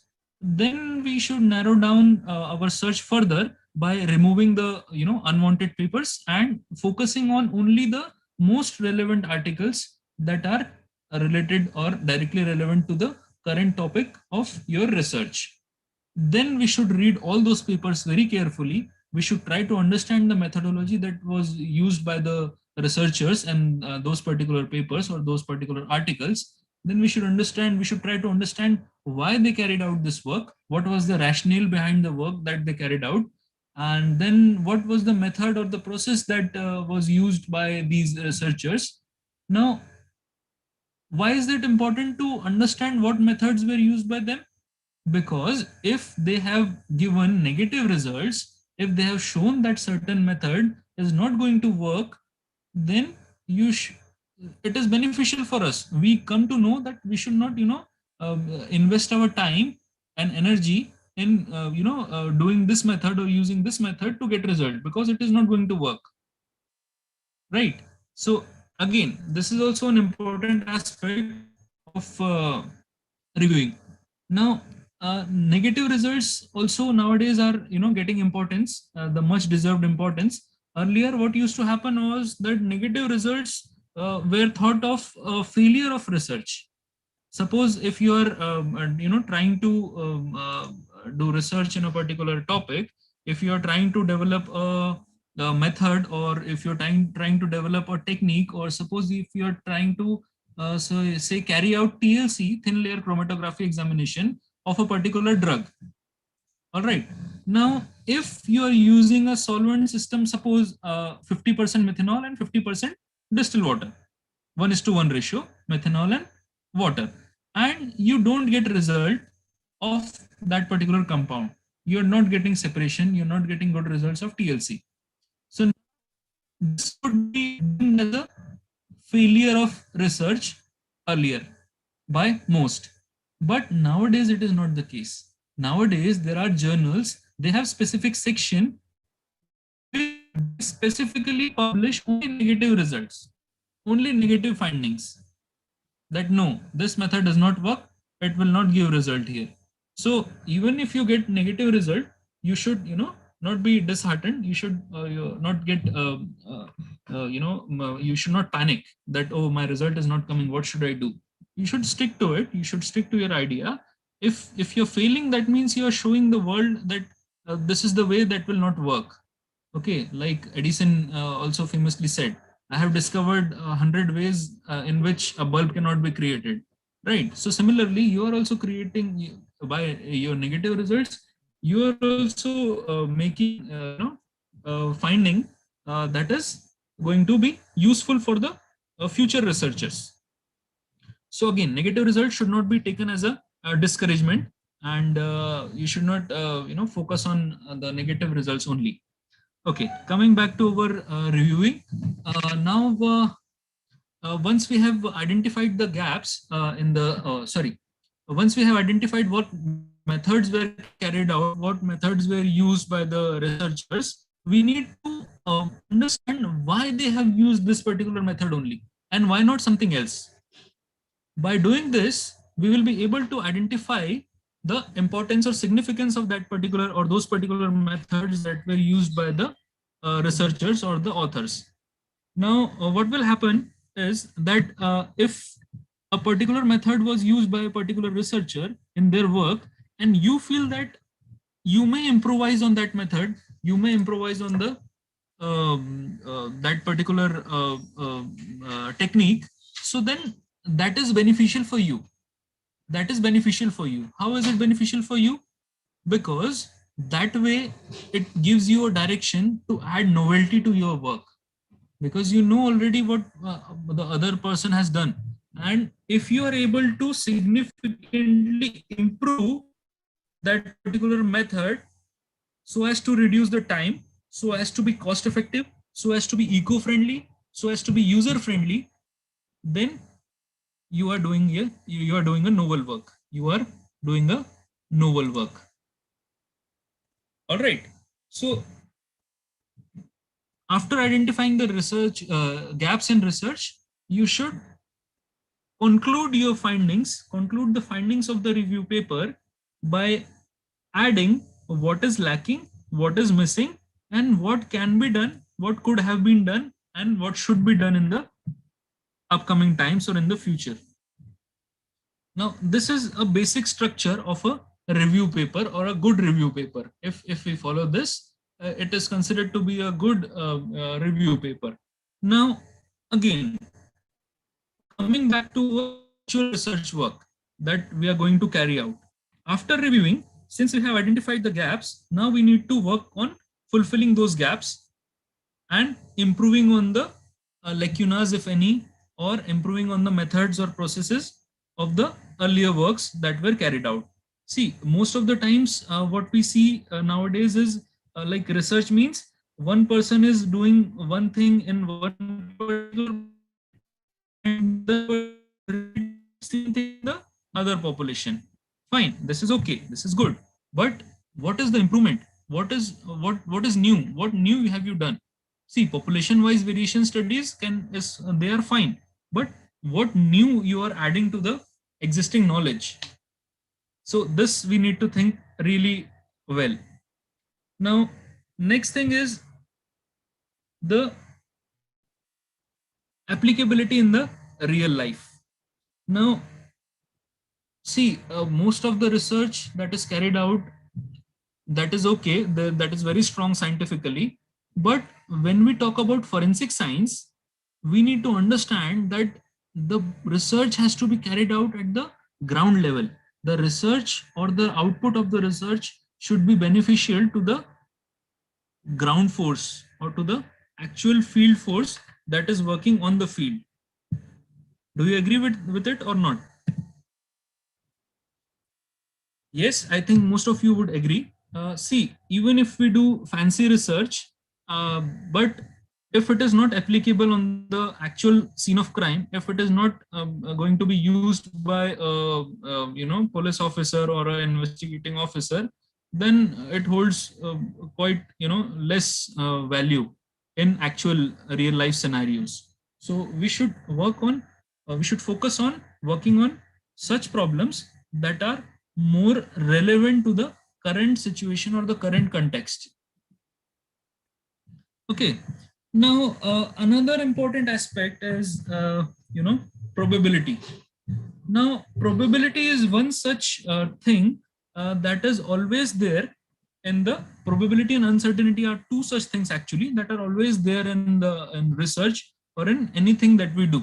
Now, in the Indian context, earlier probability was not given too much weightage, but nowadays we are also learning, we are also adapting, we are also improvising ourselves, and we have started using probability and we have started using such techniques and methods so as to reduce uncertainty to increase our accuracy of the results. All right, so this also needs to be taken care of. This also needs to be understood. Now, uncertainty can also be termed as variabilities. Variability is also a type of uncertainty only. Now, how variability is important? What is the effect of variability? This I'll tell you with an example of one of my own research paper. Okay, we'll talk about it later.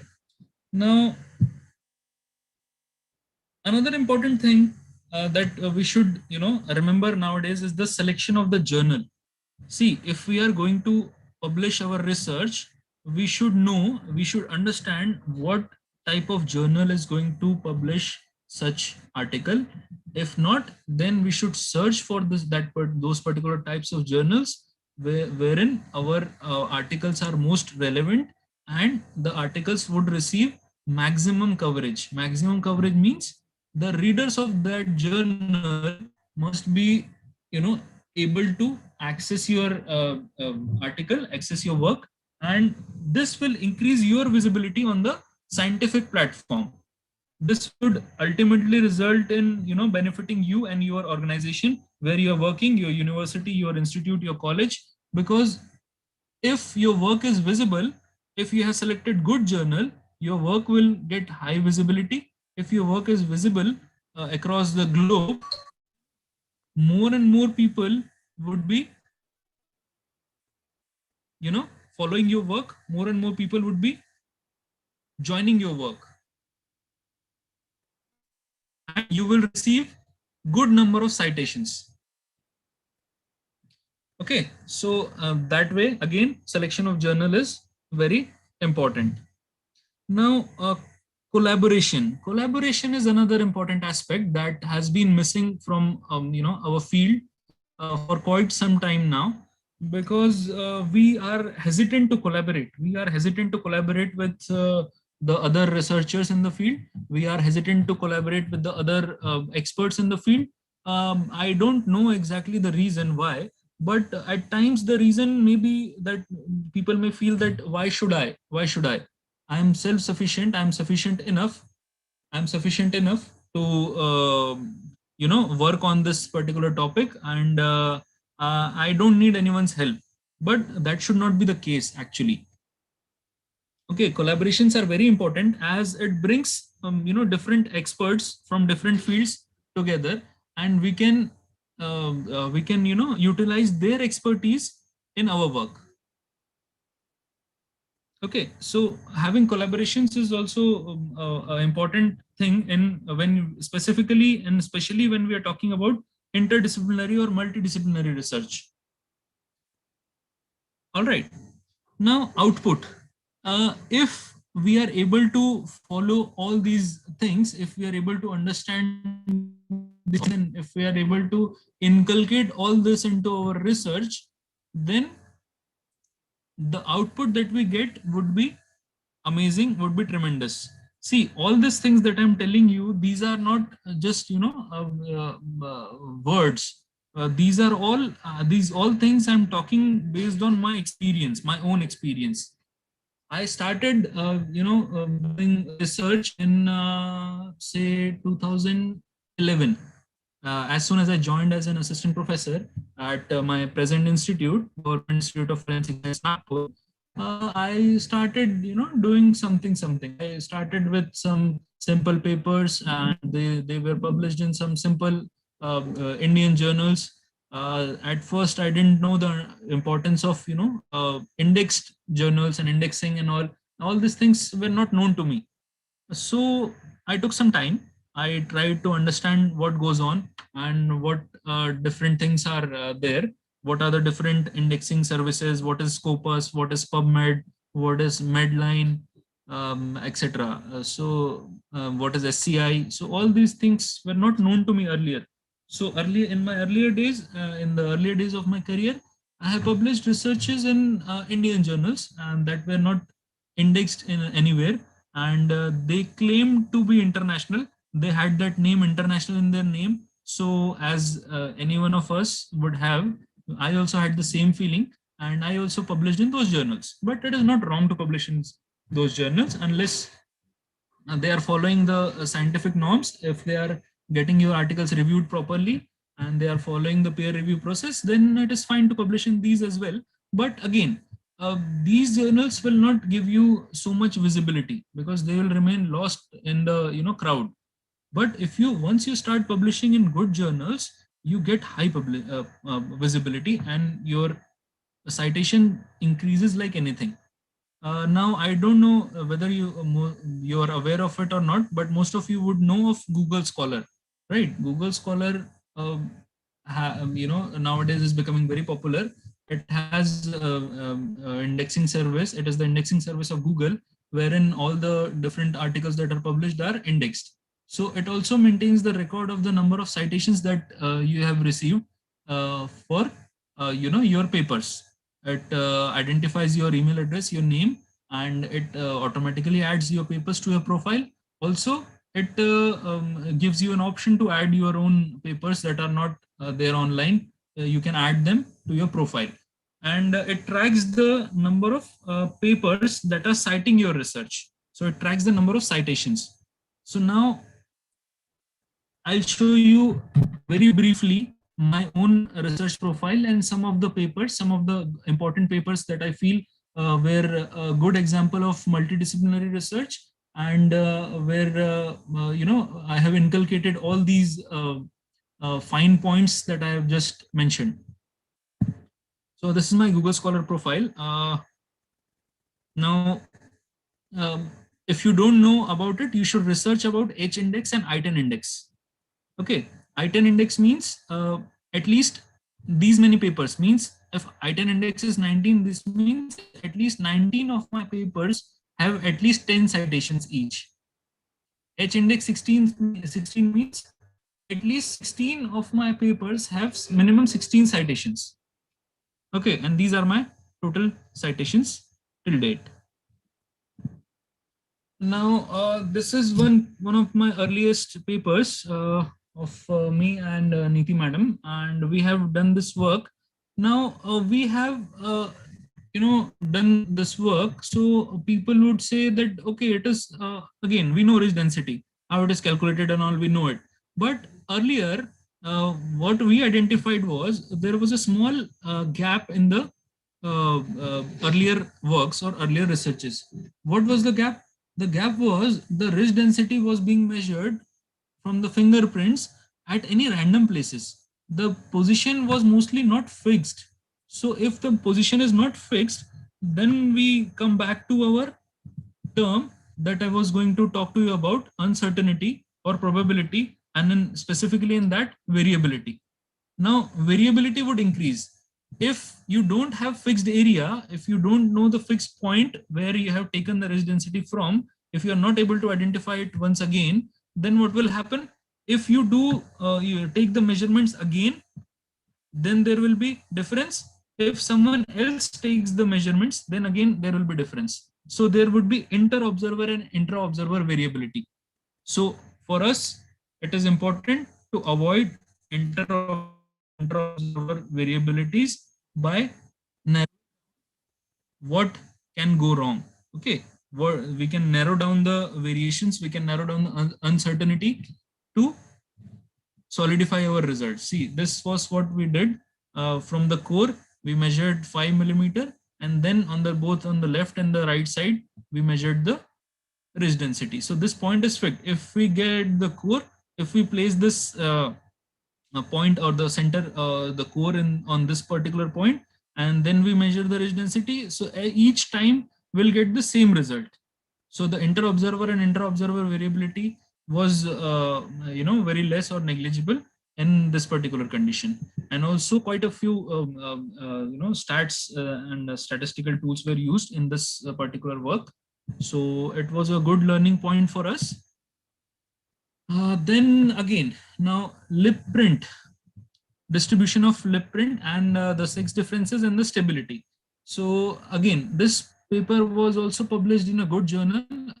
It's of Elsevier, Saudi Journal of Biological Sciences. Nowadays, it has approximately an impact factor of 2.5 or 3 something. So again, this was used herein. See, when we talk about lip prints, the most of the methods we're using lipstick on the subjects. Then again, there are many issues.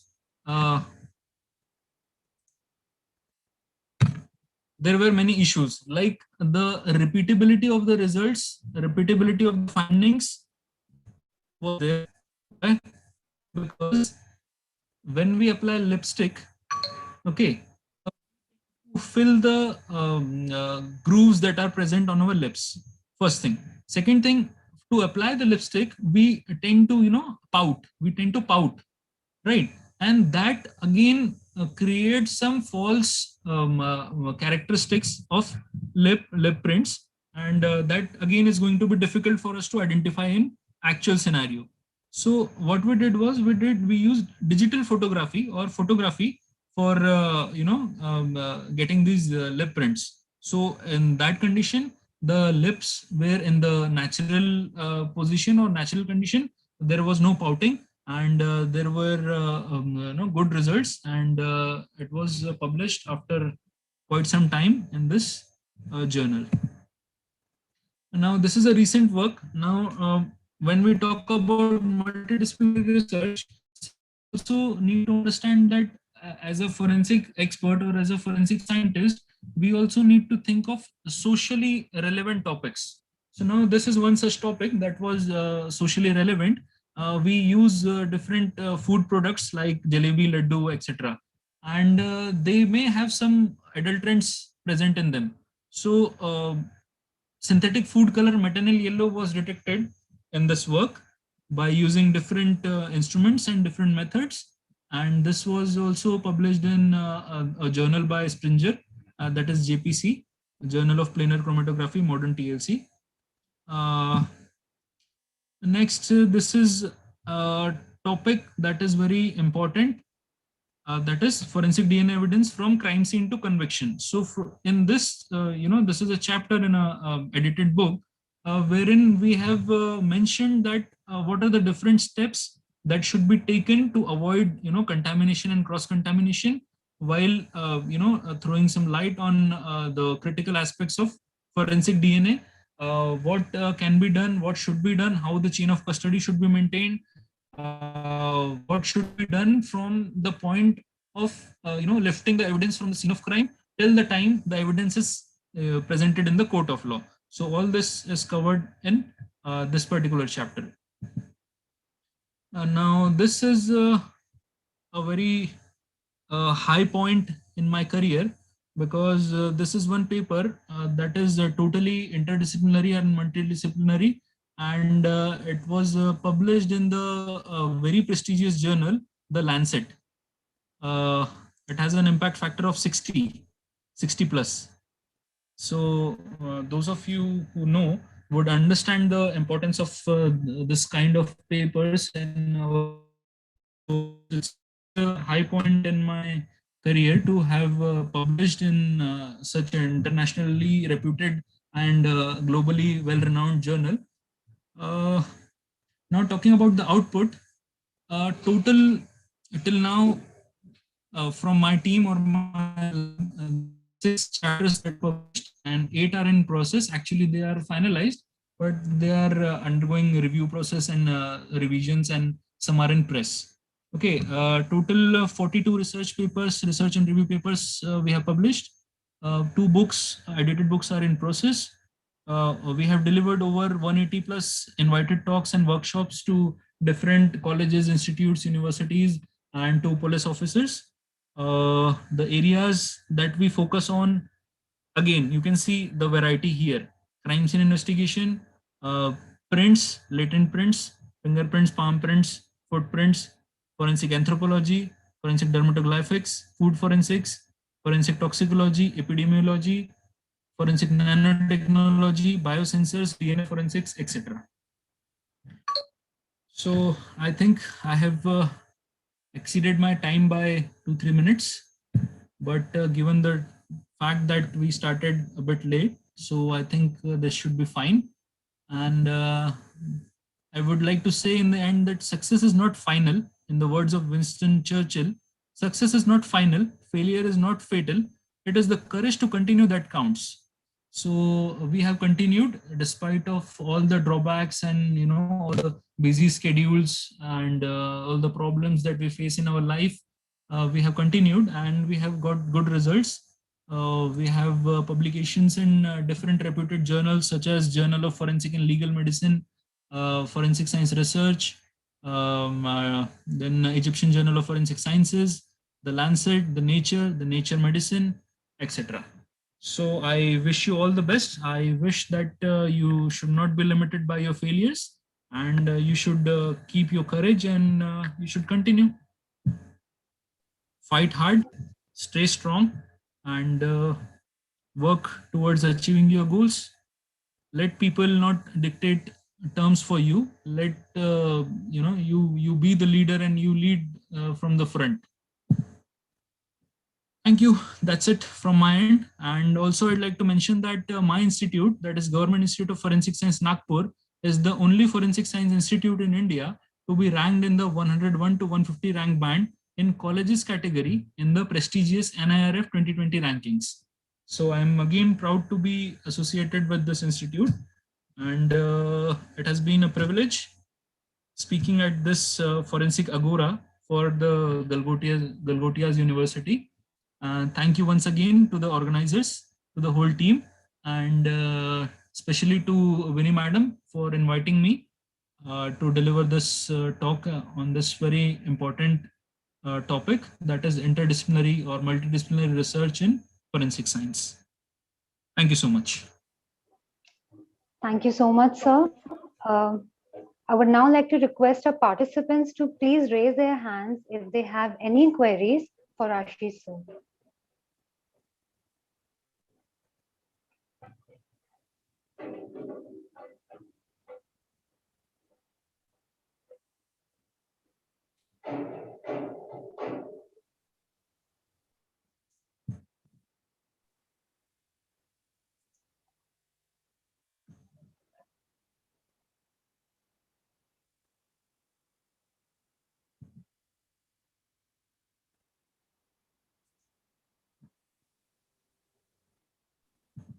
Hello, am I audible? Yes. Okay. Participants, if you have any question, then please raise your hand and we will be picking you up. If you have any question, please raise your hand.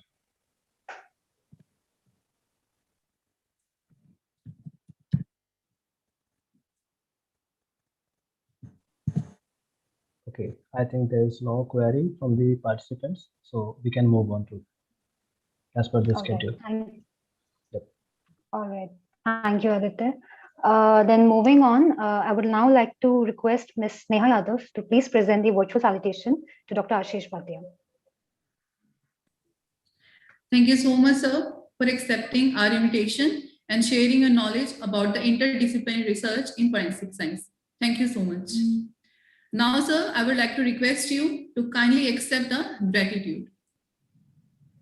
Thank you so much, madam. Thank you, sir. Thank you. Thank you, ma'am. Thank you, sir. With this, we conclude day one of the faculty development program. Hope you have gained some insights on the topics presented today by our marvelous speakers. I would like to extend my gratitude for each and everyone who tuned in today. And don't worry, we still have 4 days of unlimited knowledge and awe-inspiring topics lined up for you. Until then, please stay safe and take care.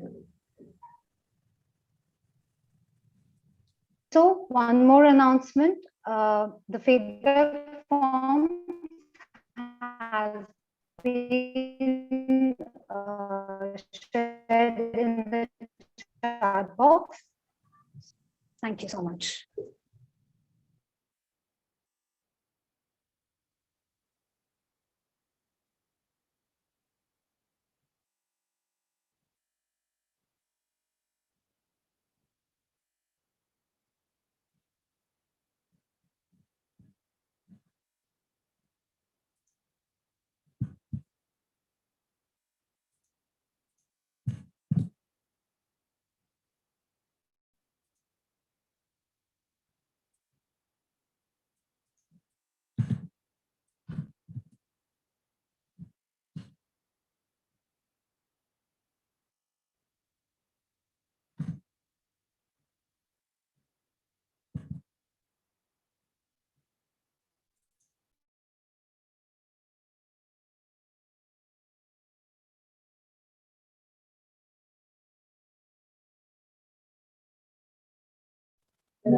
All the participants are requested to fill out the feedback form. The link has already been shared in the chat box.